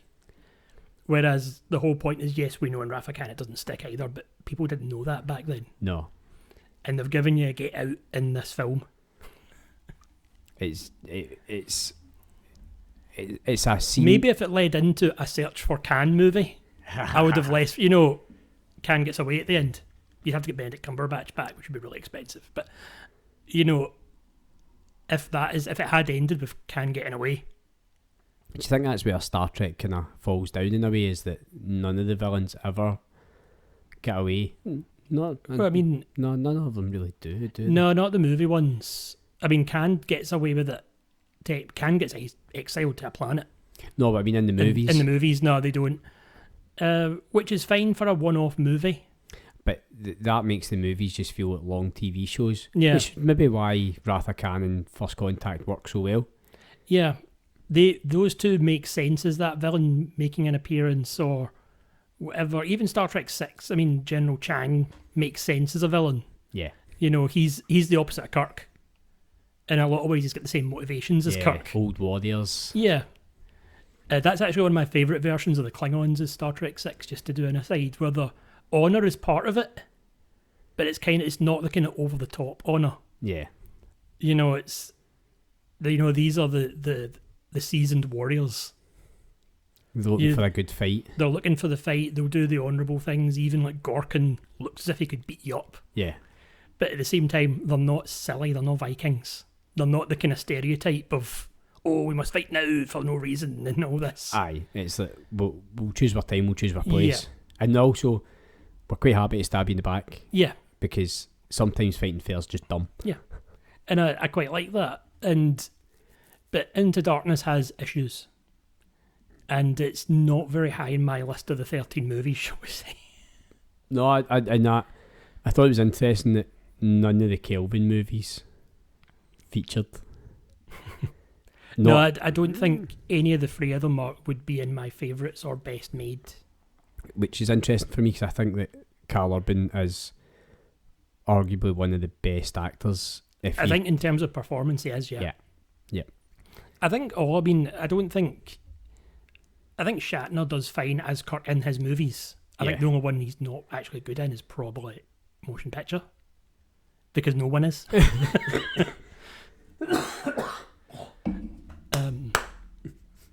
Thanks for that, Alan. Yeah. I'll just start coughing hideously. No one's good in motion picture. No one is good in motion picture. No one is good in motion picture. Do you know what's good in motion picture? That shuttle pod. It's a good shuttle pod. You see a lot of that shuttle pod. You do see a lot of that shuttle pod. And the guy waving his Enterprise leaves. Yeah, that was great. The guy in the spacesuit. The guy in the spacesuit. Oh man, it's a very pretty movie. It is a very pretty movie. I'll give you that. It's a very pretty movie. Although the one thing I learned from it, from seeing it in cinema, I did learn something from Star Trek: The Motion Picture I didn't know before we saw it in cinema. Right. When Aaliyah, the bald woman, reappears as like the android thing on the ship. Yep. And it shows she's wearing like nothing except high heels. Okay, you'd never have seen those in the... I've never have seen them except in the cinema because it's a big, massive screen. Are they nice high heels? I can't even remember, they're just white, I think. But it's like they give her a random shirt to wear and she's just walking about the ship in high heels. She's the only person. That's brilliant. Because we've sent back the sexy robots and she's wearing high heels. I'm trying not to cough and laugh at the same time. That's brilliant. But why is she wearing high heels? Was there any films you wouldn't watch again? That is how I decided Nemesis was my least favourite, basically, because I think if Star Trek 5 was on, we would actually watch it. I would probably watch it. Whereas Nemesis, you would turn over. I don't think I would. Yeah. And that's the same way I would watch Into Darkness if it was on. Yep. But you wouldn't. Aye. And Nemesis for me was just, I was surprised that I turned it off. Yeah. Myself, I was shocked because it's a film I've seen a few times and now I'm just like, nah, I've got better things to do in my time. It's crazy. What I will say for the Kelvinverse ones, I do really like Beyond.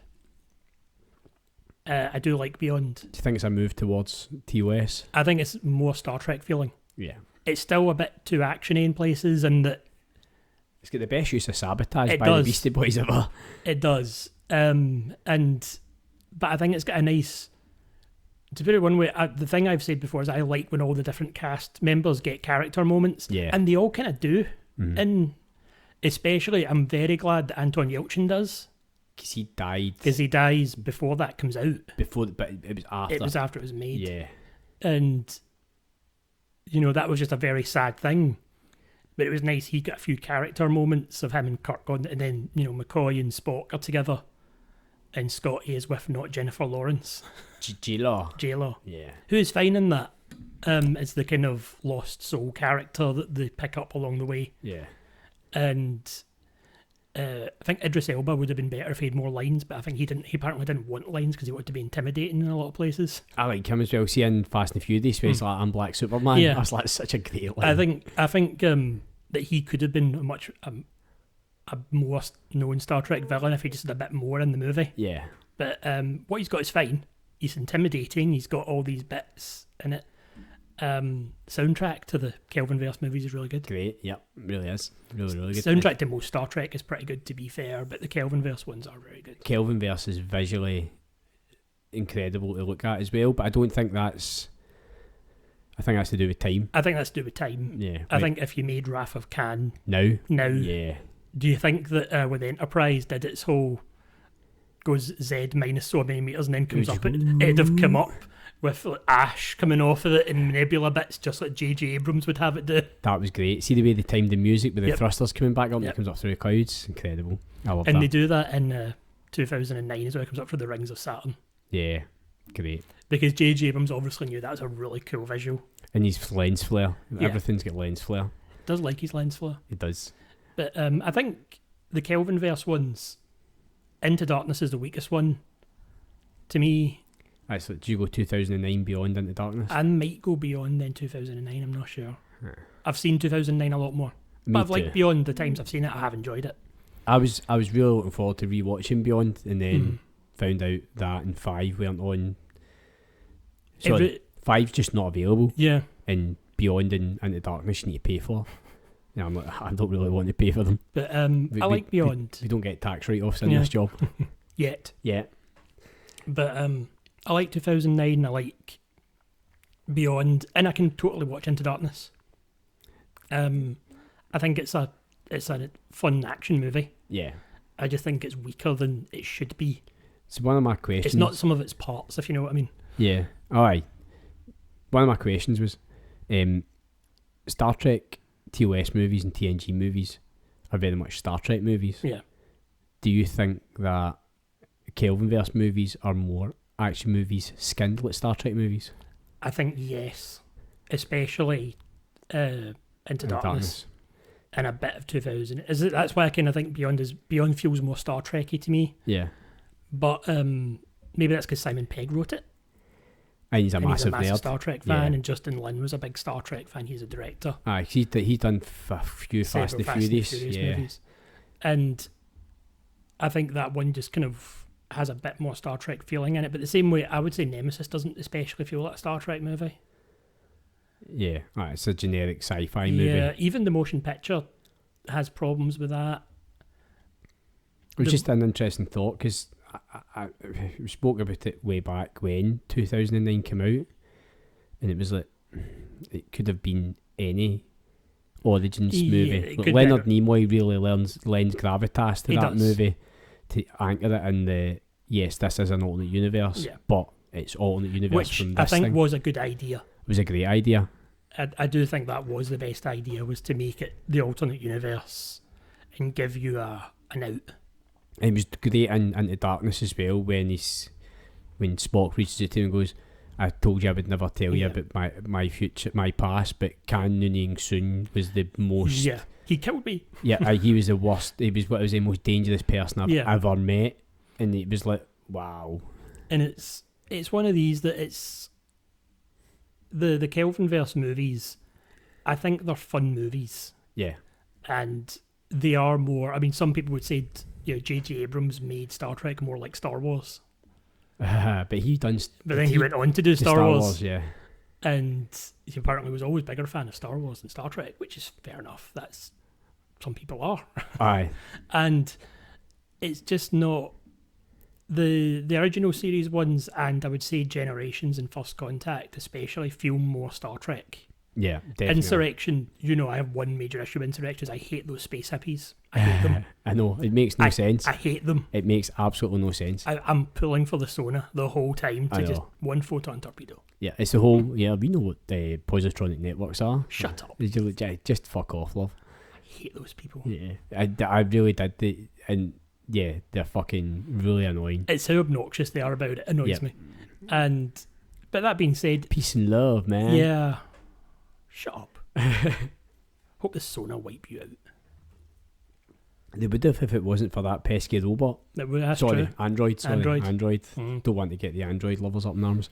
But yeah, it's Star Trek movies. Yeah. Some of them are good. Yep. I mean, honestly, most of them are quite watchable. Yeah. Aye. And I for me, I don't think you need to be a Star Trek fan to watch them. No, I think that is one of the things with them. I mean, Wrath of Khan, motion picture is a slow... Just skip it, okay? Aye. If you're a Star Trek fan, watch it for completeness. That's essentially what it is. It would make a decent 45-minute episode. So the slow motion picture, fine. The really good one, number 2, with Khan in it. That's good. The retcon, number 3, to get Spock back.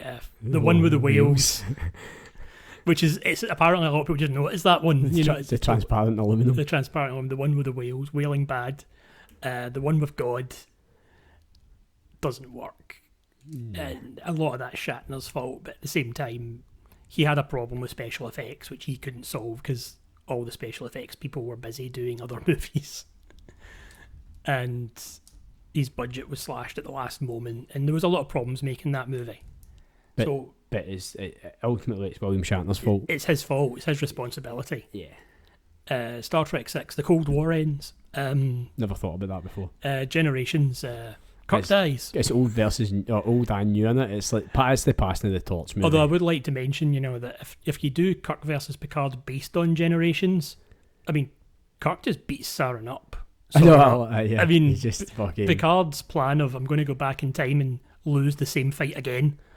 It's just dumb. This time I'm going to bring Kirk. He'll win the fight. Hey, I'm going to bring the greatest captain ever. Although I'm glad they changed his... Originally, Kirk just gets shot by Soren and dies. Really? Yeah. Oh, and man. that was going to be his death. It's a way more heroic death in this. I mean, it's... And First Contact, or Wrath of Khan Mark II. Aye, Wrath of Borg. Wrath of Borg. Wrath of Picard. Yeah, and then what was the other ones after that? We had the one with the fucking really annoying space hippies. Space hippies are annoying, and then Data dies. And then you've got your 3 Kelvins. Yeah. If you had to pick one to watch, and you couldn't watch any other ones, would you go 2 or would you go First Contact? I'd probably go First Contact. Yes. I probably would. Yep. I mean, my top 3 would be First Contact, Wrath of Khan, and Undiscovered Country. Yep. Because I think they're the best 3. With Voyage Home just kind of flitting in that. Voyage Home it's a very light, fun movie. Yeah. And if I'm in the mood for a light, fun movie, it's that one. Perfect. 3 is, as I said, fine for what it is. It's, as you say, it's just a throwaway, forgettable It's movie. It's very average. But it gets you from 2 to 4. It gets you to 2 to 4 and it links them. 1, as I say, don't really bother with. It's very sluggish. It's terrible. 5 has a few good lines. But 6 just blows it out the water. 6 is just fucking incredible. Cry havoc and let loose the dogs of war. To be or not to be. What a death. Yeah. Even the bits where he's with to just say more good things about 6. We just do a podcast about 6. Oh, mate. And we should do a commentary of 6. It's really good, this bit. Just record the scene that and then just play it. When in Kirk's trial, and Chang is the prosecutor, and he even quotes, "Are you denying these charges? Don't wait for the translation. Aye. Answer me now." Answer me now. Which is what they said in the Cuban Missile Crisis. That's great from the UN thing, and it's just a very well made Cold War in that setting, but it's just very well done. So yeah, Star Trek movies. I don't believe in the odd versus evens thing. Really, I think it's. I don't think 3's that bad. 3's not terrible. Because it's made out as if it's like odds are terrible and evens are great. Yeah. And it's just... And I don't think Generations is terrible either. No. It's not as good as the ones on either side of it. it doesn't make it terrible. No, I'd agree. 5, okay, yeah, it's pretty terrible. 1, well, they were trying. We done our best. Have you seen? In fact, before we move on, what does I've got to share this because this bothered me. I'm curious. What do you think IMDb has is the best one? Honestly, Yep. I'm going to say Into Darkness. Can I just say that the IMDb, Rotten Tomatoes audiences and critics and Metacritic, who I've got real problems with, all agree that this is the best one. Right. 2009. I thought it'd be something like that. I had a feeling it'd be a Kelvin one. Yep. And all the things where it's just people at Forbes, Den of Geek, Sci-Fi Channel, Collider, Nerdist, they all put 2. Aye. Except Forbes put 6. Yep. Forbes put 6. They put 6, then First Contact, then 2. Basically, all the people who are just analysing Star Trek for Star Trek's sake have 2, 6, First Contact, and 4. So the fans. Yeah. Whereas if you go to Metacritic, IMDb, and Rotten Tomatoes, 09 is the best one for all of them. Into Darkness is the second best for Metacritic. IMDb and audiences have 2, but basically they have 09, 2, First Contact, and Into Darkness is the best 4. Just out of curiosity, is that because of modern cinematography? I think a lot of it is. They also have Beyond in the top 5, most of them. Yeah, aye. And they all put... Metacritic has 6 as the 7th best one. That's just... But that one step ahead of Insurrection. I think a lot of that's to do with like kind of modern bias. And yeah, I think a lot of it is. I mean, it's very much like turning around to somebody and going, you need to watch these old movies. Yeah. And they're like, I'm not doing that. To say what they all think the worst ones are. 1. The 4, Metacritic, IMDb, and Rotten Tomatoes, all have 5 as the worst. Okay. 2 of them have 1 as the second worst, and the other 2 have Nemesis as the second worst. Interesting. And then down there are also Insurrection. Metacritic has 3 as the third worst. They think Nemesis is better than it. Really? Which I don't There's see. a lot of character in the third one. Whereas if you go to the fan ones, Empire, Den of Geeks, Sci-Fi. Yes, I'm calling them Sci-Fi. Sci-Fi. Collider, Forbes, Nerdist. Only one of them has 5 as the worst. 3 of them have Into Darkness as the worst. Interesting. And 2 of them have Insurrection as the worst. I think our selections are... Nemesis is the second worst in all but one of them. Jesus. I think this is the closest we've ever been to critics. Yeah, because they basically put 2, 4, First Contact, and 6. And a few of them have 09. Yeah. Up there. That's interesting. Which is, I can get that. It's... The main thing is the difference. Into Darkness is beloved on the Metacritic, IMDb, and the audiences, but the fans really don't like it. That's weird. Whereas, 2 is pretty much 1 or 2 or third place, depending. And First Contact is in that top group as well. As it should be. As it should be. But yeah, Star Trek. Yep. It has some good movies and a few not so good movies. We need to do the TV shows at some point because... ranking the TV shows. So where do you put the animated show on the list of top 10 Star Trek shows? Because we're probably nearly at 10 different Star Trek shows now. The backwards episode was great. No, we need to do the animated ones, especially the... oh God, was it Strange New World Season 2 trailer come out? Oh yeah, and they've actually got the characters from Lower Decks. Is that the genuinely in it? Yep. Oh, no way, because you're going to get to see the plate collection. Yeah, you see them as live action. I think it's the voice actors who are playing them in live action. Oh my God, that's amazing. Fine. I'm going to need to watch... I don't have a problem with them I'm going to doing need to watch more Lower Decks now, because I watched Season 1 now, I've not watched Season 2 and 3. That's so fucking cool. But that's the thing, the Discovery's ending this year. It should have ended... But 30 years ago. Yeah. It's solid gold message shite. It's just not entertaining. No, it's a character that's so badly written that it's just terrible. It's not the Star Trek anybody wanted. No. And It's not the hero we wanted and not the hero we needed. I've not watched Prodigy, the kids animated one. Is that? with Janeway as a hologram in it. Nah. I've not watched. It's not aimed at me. I've heard moderately decent things about it, but it's not aimed at me, so I've not watched it. But I mean, I think the future of Star Trek is Strange New Worlds moving into TOS eventually. TOS kind of thing eventually. Whether or not they do, they've announced that Section 31 TV movie thing with Michelle Yeoh, because they really can't afford Michelle Yeoh for a series now. That's interesting. So she's getting a TV movie kind of thing, which they've hinted might be the first of several kind of ones they do with different characters. Like direct to Paramount Plus kind of thing. You know, which was originally the talk when Discovery was coming on, that it was going to be an anthology series with like one season about one thing and then one season about another thing kind of thing, but move around. Yeah. Whether or not... Less message. Yeah, you know, one season might be the Discovery doing things, and then next season might be on the Enterprise with Pike, and then the next season might have been in the next gen time period or something. That could have been interesting. Where we go, if we get that, I don't know with these TV movie things, but yeah, I mean, Picard's done now, so... Yeah, but apparently we're getting... well, there's a big push for Legacy. Legacy, yeah. Which, I think the petition's now more than what there was for Strange New Worlds. I think the Strange New Worlds thing was, they clearly thought something could come from that when they put Enterprise into Discovery, but Pike was very popular. I think Anson Mount's he's killed it. He has nailed this. Yep, he's so much. So much. You know, we had number one and Spock, who were fine as well, and you can easily build on that. And they've built a solid cast as well, Yeah. which is great.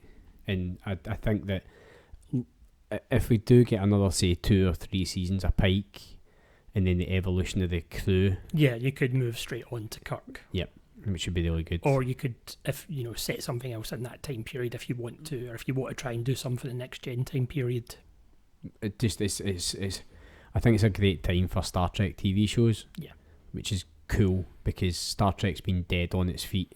Yeah, Discovery never got into popular sci-fi in the way that it was kind of meant. It was meant to be the new kind of Battlestar Galactica. This is proper sci-fi, and it just never worked.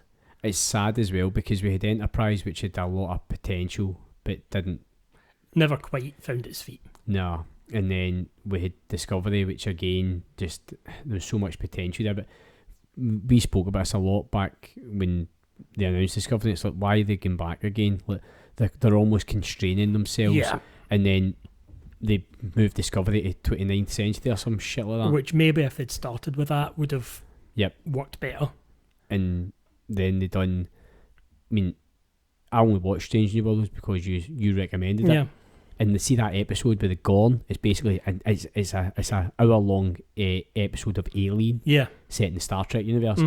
That's unbelievable. That's good. It's good sci-fi. I think I said this to you. There's not really any... It's the series builds. Yeah, I think part of it is because it felt more Star... I mean, even... I said the episode where the Doctor's daughter has a...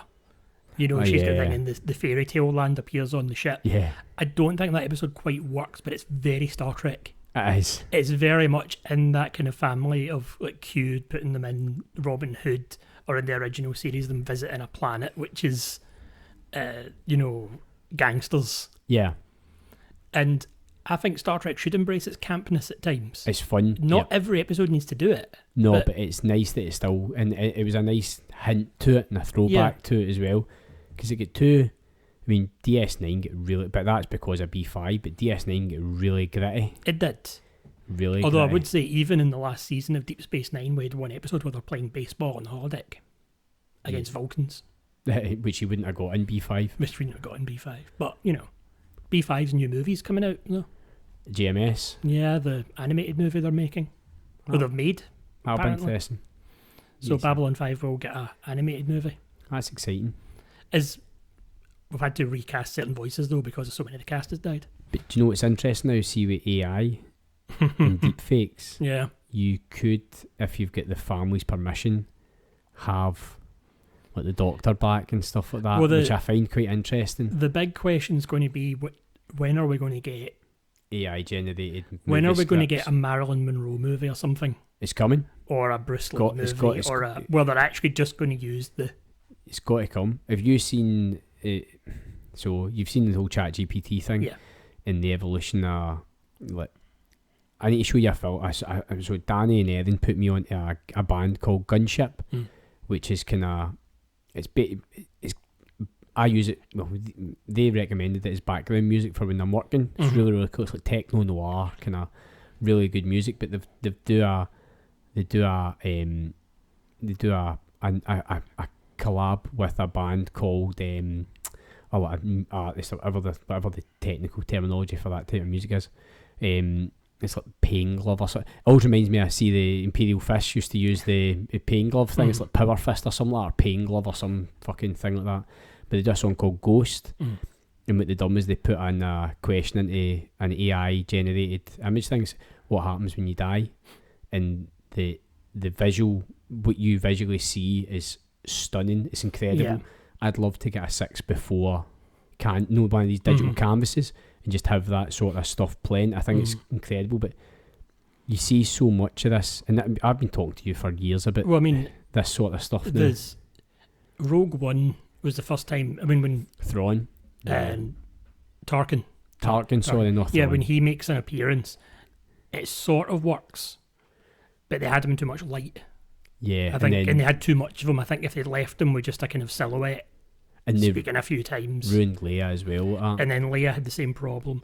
But if you look at that, even though there was problems when Luke Skywalker turned up in The Mandalorian, but look at the evolution. But then if you look at him the next time he appears in The Mandalorian, and then it will only get better. Yep. And apparently the new Indiana Jones is the whole opening sequence is a de-aged. Yep. In World War II. And apparently that is a very good sequence. It's scary. So wait, how long do you think, bear in mind like the kind of exponential evolution of technology and all that stuff, when do you think we're going to get an AI generated movie script that's going to then have an AI deepfaked generated, either animated or live action Depends movie? how the writer's strike goes. Well, so it's interesting because I've been listening to a few different things about this, and it's almost as if people are saying, do you know what, it's not a bad thing. There is a few, but I always think a lot of people say that, will say no, because all the shows they make are crap anyway. It says, I thought you all liked Star Trek Picard Season 3, or I thought you all liked, there is shows they're watching that they still like. Oh yeah. But they're all affected as well. But they've got to put this persona out of we hate everything mainstream, because that's how their whole... That's basically it's draws people in. It's nerds that love Star Wars but shit on everything Star Wars, or nerds that love Star Trek but shit on everything Star Trek, because George Lucas didn't phone them personally and say, "Oh, hey, John, what? I mean, should we give fucking Palpatine, bring Palpatine back for Episode 9?" Do you know what I mean? I always find it very funny, the whole thing of a lot of people hate their own fandoms. It's massive. It's crazy. And if you want to talk about them online, you've basically got to insult them, because it's like, oh, we can't just spend some time talking about that we like this. Yeah, but that seems to be a kind of human thing where it's very... Complaining is the easiest form of connection that two humans who don't know each other can make. Like, weather's shite today. Yep, that's the one I was going to jump to. Do you know what I mean? Been waiting ages on this bus. When's the next train? This is a nightmare. You can't turn around to somebody and go... you can't really turn around to somebody and go, your outfit's awesome. I love how you've picked those colours. I think they just... That's when she takes a taser out and takes you down for that. That's why I'm having no luck in clubs, mate. And it's a natural thing. Yeah. So I get it, and I get that's a whole thing built around with the fandom, whether it's sci-fi or it's sport or it's whatever. Yeah. If you're a fan of whatever football team, there's going to be a load of people that hate it. Doesn't matter which football team, doesn't matter which sports team, it doesn't matter which sports person. Sports ball. Yeah. Yay. I like New England Patriots. Oh, you don't like them because they always win. Yeah, okay. Yeah. They do, though, don't I they? do. Yeah, exactly. Or, anything like that. Yeah. That's what people do. So it does always surprise me how much people just like getting together and complaining about it and never realising that they're probably a minority opinion. Yep, but we know from being Scottish that minority opinions matter. But it's even, I always find it funny whenever there's a comment about Netflix cancelling a popular show. Yeah. You don't know how popular it is. No, because Netflix don't release. They don't release their. So it says, so why have they cancelled Lock and Key when it's really good? But was anybody watching it? Yeah. Do you know what's interesting? Guess you'll be able to name me 8 of the top 10 movies today. 4, 5, 6, 7 part 1 and 7 part 2. Yeah. You'll be able to name me all 8 of the top 10 movies in the UK today on Netflix. It's an 8. Oh, they're all Harry Potters. Yes. Yeah. No, people hate Harry Potter now. Yep. So much so. Well, it's the same way I saw one of these clickbait articles, which was fans are demanding that Hermione is black in the upcoming TV series. Good. And it says, see if the best actress for us black, then she's black. Good. All I can think is, one, who is asking this? Yep. Is it 7 people on Twitter? Yep. It's the one person at BuzzFeed. Yeah. That's what it always is. Because if I can stir up some form of hatred or division, I can get people to click on my link, and see when they click on my link, every 1,000 click-throughs, I get money from the advertisers. And it's the same as... It's continuous. It's like the same. I always wonder when they talk about, like, we were talking about Star Trek, they're saying, there's all these people that want Star Trek Legacy. Says it's going to come down to if Paramount Plus thinks it'll make money. That's it. If they see, there's 2,000, there's 50,000 people that want this, and they go, that's not enough. That could be a legitimate thing for them to say. Oh yeah. Because it's 50,000, that's not enough, because that's not going to get us extra subscribers. It's the same and reason. It's going to cost us this much money to make, and it's not worth it. That's why we've not seen Dread 2. Yeah. Because it's not worth it. It's just not worth the money. There's a reason. I mean, the Jurassic World movies, which could be a whole thing in themselves. Jurassic Park, Jurassic World, they keep making those movies because those movies keep making $1 billion worldwide. Yeah. Even the ones that aren't good, which is most of them. People still go see them. People go and see them to see the big dinosaur action movie, yep. and then come out and say that wasn't very good, but they still went to see them. Yep. So they'll make another one. Aye, exactly. It doesn't matter. Exactly, and it's when these movies get so bad. Yeah, it's when they become Star Trek Nemesis.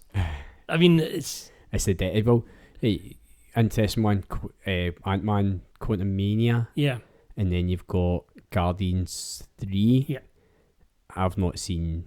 Well, the strange thing is, it is quite funny. The people who complain that Quantumania didn't make money still made a lot of money. Yeah, didn't make as much as previous Marvel movies did, but somebody compared it when they were talking about they were saying that Guardians has made more money, but if you look at the week takes and all that, Ant-Man didn't technically do that badly, so why are you using that as an example of it, one of them being bad and one of them being good? And I think there is a lot in that. People wanted the Ant-Man one to fail. I didn't have any interest in it. I've got no thing in this fight. That's why I see it that way. I've still not seen Thor: Love and Thunder. Apparently it's really bad though. Yeah, I heard that. I again, watching the people online who just like to shit on their own fandom. It's apparently Taika Waititi is a great director, but he shouldn't be allowed to write and direct. Which I can totally see. Yeah. There is people like that. I mean, there is directors like that. I mean, it's...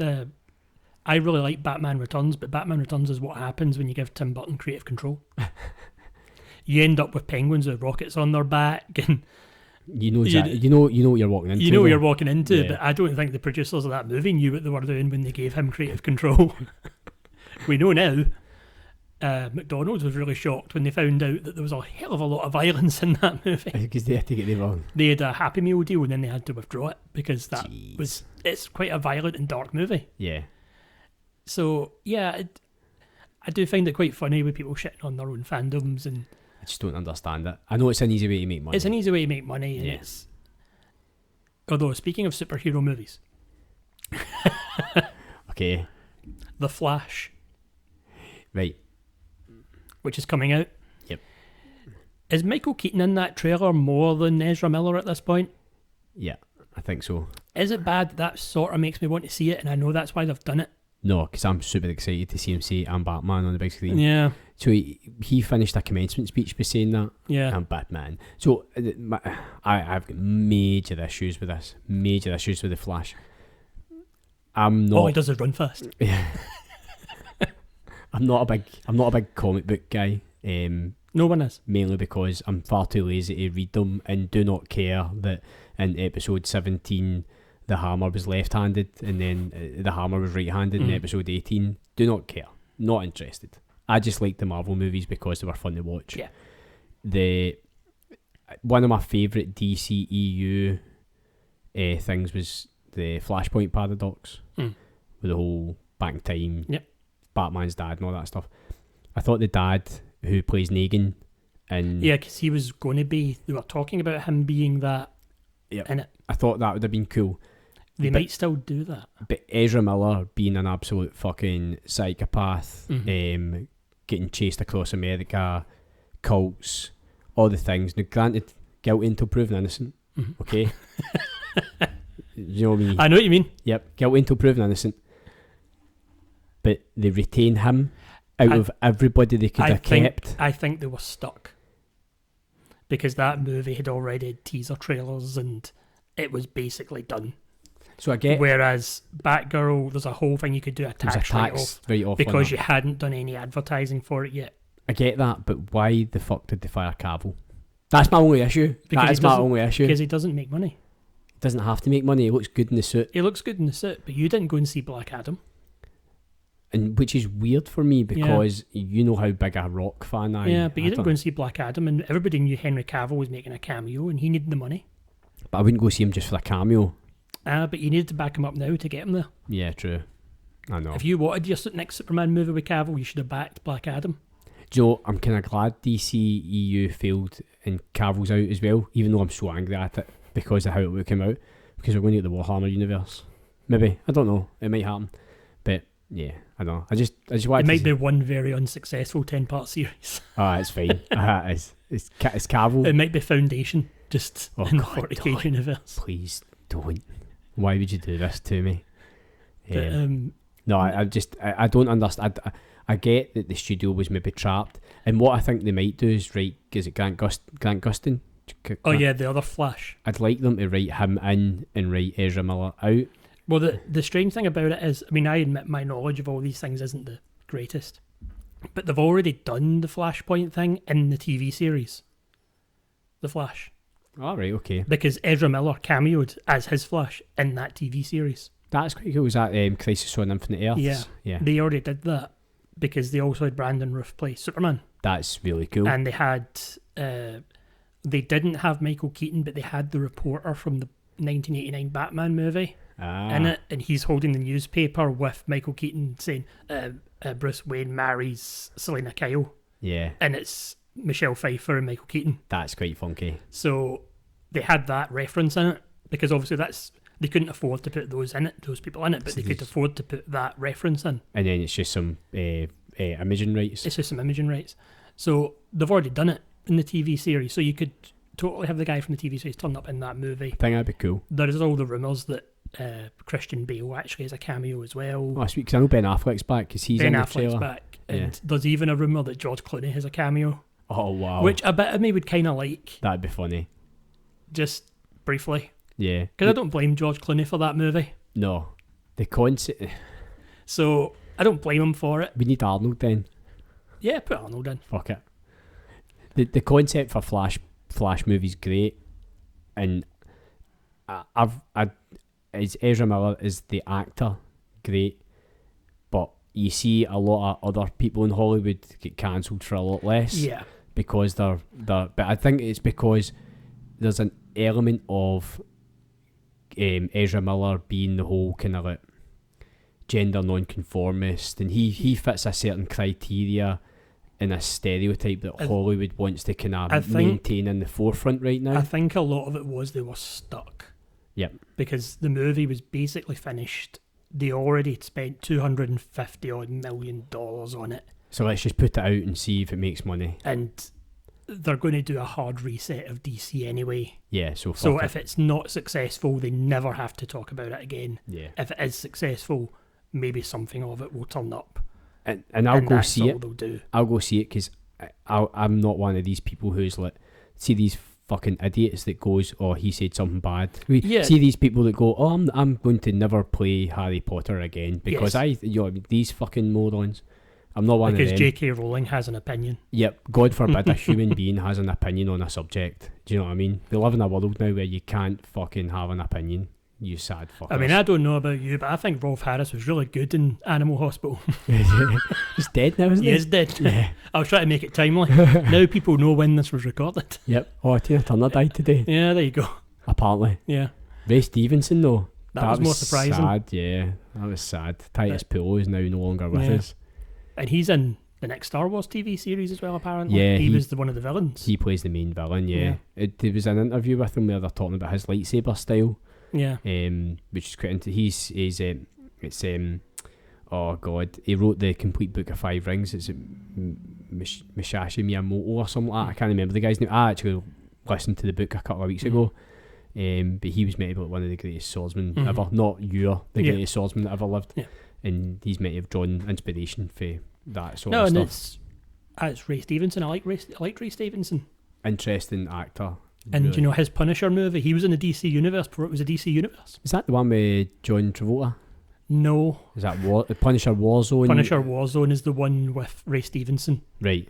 Where he's the Punisher. Oh, it's thingy. Oh, what's his name again? It's the guy who looks like thingy Lambert. Thomas Jane. Thomas Jane. That's it. Yep. He's great in Expanse, by the way. Very good in Money Plane. That's a tangent. That's a tangent. Tangent. All those plane heads out there. Yeah. Best plane movie. Best plane movies. It's not Money Plane. It's either Con Air or Airplane. What about Air Force One? Oh, get off my plane. Yeah. Have you seen Air? No, I haven't yet. I think it could be quite good. Thoroughly recommend it. Yeah. Great. It was a flop though, so we shouldn't watch it. Of course it was a flop. How was that going to be successful? Yeah. Great. If it had come out at the same time as the what's it called again? Last Dance. A package deal and all that shit would have been great. But I think great casting, really good writing, really enjoyable. I'd thoroughly recommend it. I think you will genuinely enjoy it. It's on my list to watch. It's one of them films. It's like, oh, I've got my kind of bedtime routine, going to bed at a certain time and all that stuff just now, just for trying to kind of watch 20 minutes of Top Gun. for trying to stay as fit as possible, and I've not really been well and stuff. So but it's a film that actually made me stay up late, which is weird for me because I've got my bedtime and stuff now. How sad does that sound? Do you think you just get to a certain age and you're like, I'm going to bed? I'm going to bed. Yeah, I'm alright. I've got reasons for that. But it's like, it's really enjoyable, mate. I thoroughly recommend it. It's definitely a really high up on my list of movies for this year. I think it's also better than Star Trek Nemesis. Yes. Okay. That's not exactly a high bar. Not exactly a high bar, I know. No. Is it better than Star? Is it better than? It's Star Trek 3. It's Star Trek 3. It's decent. It's a decent, solid movie that you'll enjoy it. You won't turn it over if you ever happen to find it on a TV channel, but it's only available on a streaming service. So you'll never see it on a TV channel. It'd be really good. And do you know what I really enjoyed about it? Ben Affleck and Matt Damon together. There's loads of kind of... Did you never see The Last Duel with their last movie together? The Last what? The Last Duel. No. Ridley Scott's The Last Duel. This is the one, Ben Affleck, Matt Damon, Adam Driver. Yep. Do you know what put me off on that one? Just loves like, there's not going to be anything historically accurate about this at all. I just had this one that I remember seeing the trailer for it, and it's the girl from... Jodie Comer plays the woman in it. Oh, she's the girl with a million accents. Yes, from Killing Eve. And there's a bit in the trailer where it's just set medieval Europe and all this thing. It's 100 Years War, and then you see her and she's all dressed in the period garb, and she looks fine in that, and it's shot, medieval times. And Adam Driver walks past. There he is, medieval Adam Driver. He's wearing another gear. Looks like so. Matt Damon walks in. There's Matt Damon. It's not medieval Matt Damon. No, I know he's wearing the stuff. That's just Matt Damon. Yeah. Ben Affleck is there. There's Ben Affleck. I remember it. I just, as Ben Affleck, Ben Affleck can be Batman to me. He can be us. He's not medieval. Yeah, I remember Ben seeing the Affleck trailer. never existed in that time period. I don't know what it is. I'm trying to think. For some reason, when I saw those two people didn't exist in medieval France. Yes. Is it Jodie Comer did. I can believe it. She can exist Adam anywhere. Driver did. I can believe it. She's a great actress. But no, Matt Damon is not a medieval Frenchman. Actually, because he was playing some prince or something. Yeah, they have a duel over Jodie Comer. Is Agincourt in it? I don't think so, because it's about the duel. There is a battle scene. Right. Because Ridley Scott likes battle scenes. Chevauchée. That was the other one, wasn't it? I was post Agincourt. Chevauchées are the raids. Aye. Yeah. Although Ridley Scott's next movie is Napoleon, so we'll see. Mate, I didn't even realise this, but it was only when I was listening to I went down massive fucking rabbit hole. Me and Danny had a big argument, we had a discussion about he's right, he's 100% right, he's like, nae cost Napoleon Waterloo, but I just can't admit to that. I think he's wrong, because he's the most powerful red-headed man in history. I'll fight anybody that says otherwise. But but Danny was like, but it's his fault. I was like, I don't care. It's like he's your guy. I feel this, and my feelings are more important than your facts. But no, he's my guy. No, it's. I don't know who's playing him in the upcoming movie. I went right down that rabbit hole of. Do you know who'd be great? Actually, is McSexy. Patrick Dempsey. No, it's not McSexy. Who is it? McDreamy. He's McDreamy. Sorry, McDreamy is. McSexy was in Maid of Honour as well. Do you remember that film? Who gets married in Scotland? I remember that film. Was that Maid of Honour? Maid of Honour's not the one with Jennifer Lopez. Oh no, that's Maid. What's the one where he's the Scottish? Patrick Dempsey's in the one. No, Kevin McKidd is the guy. Kevin McKidd, that's him. He's also in Grey's Anatomy. Yes. And he's been there for a decade. Is he not McSexy? No. McDreamy? No. God. Patrick Dempsey's McDreamy. Is he Mick something? Is he probably. McSporring or something? I don't know. McHappy Meal? I couldn't tell you. McDonough? I know everyone's in Grey's Anatomy at this point because it's been running for the last 100 years. Or something like that. But he'd be a good either him or the guy that plays. He's too old now. Oh, everybody's too old now. There's no good young actors. Do you know who? Oh God, I know, because you're going to end up with that fucking guy for June. He's in everything now. Timothy Chalamet. Yeah, he's in everything now, and he's meh. He's not. I don't know. But he's Paul Atreides. Oh, Muad'Dib. You know, somewhere George is actually. George reacted to that. George has reacted to that. It's like saying Flash, and George has got to go. Muad'Dib. No, I definitely. Don't know. I just kind of. I'm not sold on him. He was in. Have you seen Don't Look Up? No, I've not seen Don't Look Up. Yeah, it's fun. I saw him in The King when I wasn't that. Yeah. Where Agincourt happens, and he's there. Is that actually Agincourt? Oh, yeah, nice. Agincourt, and he's there, and I didn't like that movie very much. No. He's not terrible in it, but he's playing goth Henry V. I could see that, aye. Because he plays goth everything. Which is why he was perfect for Dune in a lot of ways, but yeah. It's sort of final tangent for people. Oh yeah, shit, we're 2 hours in. Yeah. Wednesday girl, you know the girl on Wednesday, she's in the new Beetlejuice movie where she's playing the young girl, and I thought, let someone else play goth girl, sure. Talk about typecasting. That is such typecasting. I've not seen Wednesday yet. It's alright. I need to watch it. It's alright. I've not even really been watching Air come on, and I was like, tangent onto a tangent onto a tangent into a TV show. Have you seen Rabbit Hole yet? No. Kevin Spacey. No, we don't talk about Kiefer Sutherland. Is this the one where it's... I've seen the trailer. Yep. That's been... Charles Dance. That's been interesting. It's not... Does he have 24 hours to solve the problem? Chung chung, chung chung. Remember everywhere? I know, that was such a thing. It was everywhere. It's not... I'm waiting for the hard reboot of 24. There was. I know there was, but I'm waiting for another one. 24 Legacy. Give the first episode a watch, mate. It's not what you expect. It's interesting. It's genuinely interesting. I'm 5 episodes in. and it's been... Is he fallen down a rabbit hole? He is. Yeah. It's obviously a little bit kind of, not conspiracy theories, but it's... Did we really land on the moon? Not really. Yes we did. Yeah, we did, yeah. Yeah. I hate to spoil that for everyone, for the thing that happened, what was it, 22nd of July 1969 or something like that? I remember watching a video on YouTube and the guy saying, I'm about to say something really controversial. The earth is round. I know. This should not be controversial. When did the shit like that become controversial? I don't know. Do you know what I mean? Like, when did turn around to somebody and going like that? Yeah, I'm not even going to say it. We'll get cancelled. Yeah. But yeah, aye. Too many things are controversial nowadays. But no, watch Rabbit Hole. Check out the first episode. Definitely watch Air. No, I'm going to watch Air because Air looks quite good. I think you'll enjoy Air. I'm trying to think if there's anything coming out soon. Oppenheimer, Indiana Jones. So I'm kind of hesitant about going to see Indiana Jones. I'm going to go and see it. It's just after Crystal Skull. I'm worried. Yeah. Do you think that his daughter's going to wear the hat in the end? It's not his goddaughter. So his goddaughter. I hope not. Because the one bit of credit I'll give Crystal Skull was that he took it back. Doesn't get it. Yeah, he took it back. It goes for that moment, but they don't do it. Yep.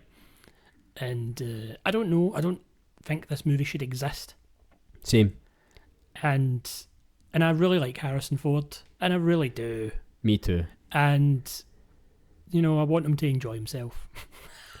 This seems like the last Lucas franchise that they could really it just does. Fucking ruin. It feels like this is the last of that kind of thing. And Do you think Disney will sell Lucas after this? No, because Star Wars is still going to bring in too much money. Think so? Yeah. Do you think we'll just see a massive gap now where it's the TV shows will kind of continue to run? I think the TV shows will continue, and we'll get the Rey movie after a few years, and we'll see how that goes. I don't think it will go well. I don't think it will go well. I mean, it depends on what they do with it. See if they get good writers in. It could be good. If they get good writers in, she's a good actress. It's not her fault. It's just bad. The writing. So, the writing for 8 and 9 was just absolute garbage. If they do it that's well, it can £2. Work. That's twice I've mentioned it tonight. So yeah, I don't know. I don't know where Lucasfilm goes from now. I understand why they're doing an Indiana Jones. I just don't think they should have. It seems it stinks of desperation. It does. I know that Harrison Ford didn't, and Spielberg as well, didn't like the taste that Crystal Skull left. But that's why we're going back to Nazis and stuff. We're going back to Nazis and stuff, and it might be good, but I don't think it's going to be. Yeah, I think it's. I think it's going to be utter shite, but I hope not. I think it might be better than Crystal Skull, but I don't think it's going to be. Again, it's not a massively high bar. Do you know what I mean? So we'll see. And then, when is Oppenheimer out? Is it June? July? I think it's July. I'd seen a trailer for something. I'm going to show you after the thing. Barbie? No, I've not seen the second trailer for Barbie yet. I know, I keep meaning to fucking watch that, by the way. Are you excited for Barbie? I'm just so confused by Barbie. Aye, me too. I'm so confused by that movie. It just seems kind of weird. I'm trying to think. What did I put it in the chat? The thingy, and I says it's an awesome version of the Postal Service song. Such Great Heights. I think it's Strange New World season 2's trailer, and it's they've got the thingy for they're using Strange New World for Postal Service, but it's like a different version of the remix of that song, and it was done so well. Final thing to end on before we finally kill the podcast at 2 hours and 8 minutes. Oh well. We were meant to stop at 2 hours at the longest. 2 hours is probably where we should definitely stop. Well, by the time we cut out all my coughing, it's going to be about an hour and a half. That's true. Star Trek 4. Do you think we'll ever see it? Because it's been announced. None of the cast was consulted. And all the cast seem interested in doing it. Do you think we'll see Chris Hemsworth in it? You see, if they were going to do Star Trek 4... there was always talk that Chris Hemsworth would appear, and it would almost be as if they were doing their Make the Whales equivalent. Yeah. Meet the Whales equivalent, which could work, but I don't think it's going to happen at this point. I think, for one, I think too much time has passed, and I think Star Trek is TV now. Back to its origins. I think it's back where it's... probably should be. Do you think we need to get back to that when Star Wars was movies and Star Trek was TV shows? I would prefer that, but I know a lot of people like The Mandalorian. Mandalorian's been enjoyable. Andor for me has been. A lot of people really like Andor. That's all the people that were complaining writers are rubbish still loved Andor. Yep, Andor was done. And they were really happy. Oh, I'm glad all these writers for Disney are out of it, only working just now because their shows all suck. Aside from Andor, I loved that. Aye, Andor was done so well because it had solid enemies, bad guys that weren't fucking morons, and it was done. I enjoyed that. I thought it was done so well. But what about Willow? Which has yeah. now been removed from Disney Plus. Yeah, that's how fucking. Deleted. That tells you what about Willow. That's everything you need to know about Willow, mate. Allegedly for royalties reasons. Mm-hmm. Yeah. Aye, because that. Well, saying that it's a mouse ending for money. Mouse needs cash. Fucking. Gotta get the cheese from somewhere. Fucking hell, man. Is that a dad joke? I'm not even a dad, but is that mean? It's usually what I would say. Yeah. It's my joke. No. On that bombshell. Yeah. No. So Star Trek. Aye. There's good movies there. Watch them. So there's some good movies, and we just need to pick something for next time. Something else with 13 movies in it. Please God, no. I said this after fucking Bond. The Carry On franchise, all 30 something of them. Jesus, no. I've seen 3 of them, I think. I've never fucking watched them again. No. Do something different next time. We'll surprise people. Yeah. Maybe do a TV show or something like that. Drive-by TV Massacre. Yeah, aye. Drive-by Movie Massacre, the TV series. No, I think we pick something different next time, but no, Star Trek, enjoyable. Best train movies. Oh, yeah. I mean, there's only one this. Yeah, because we're not allowed to talk about Steven Seagal because he's a fucking idiot. I mean, that's in the top 5 train movies just because there's not many train movies. There's a train in Goldeneye. It's not really a train movie, though. For the 3 and a bit minutes that they're on the train, it's a train movie. I'll take that.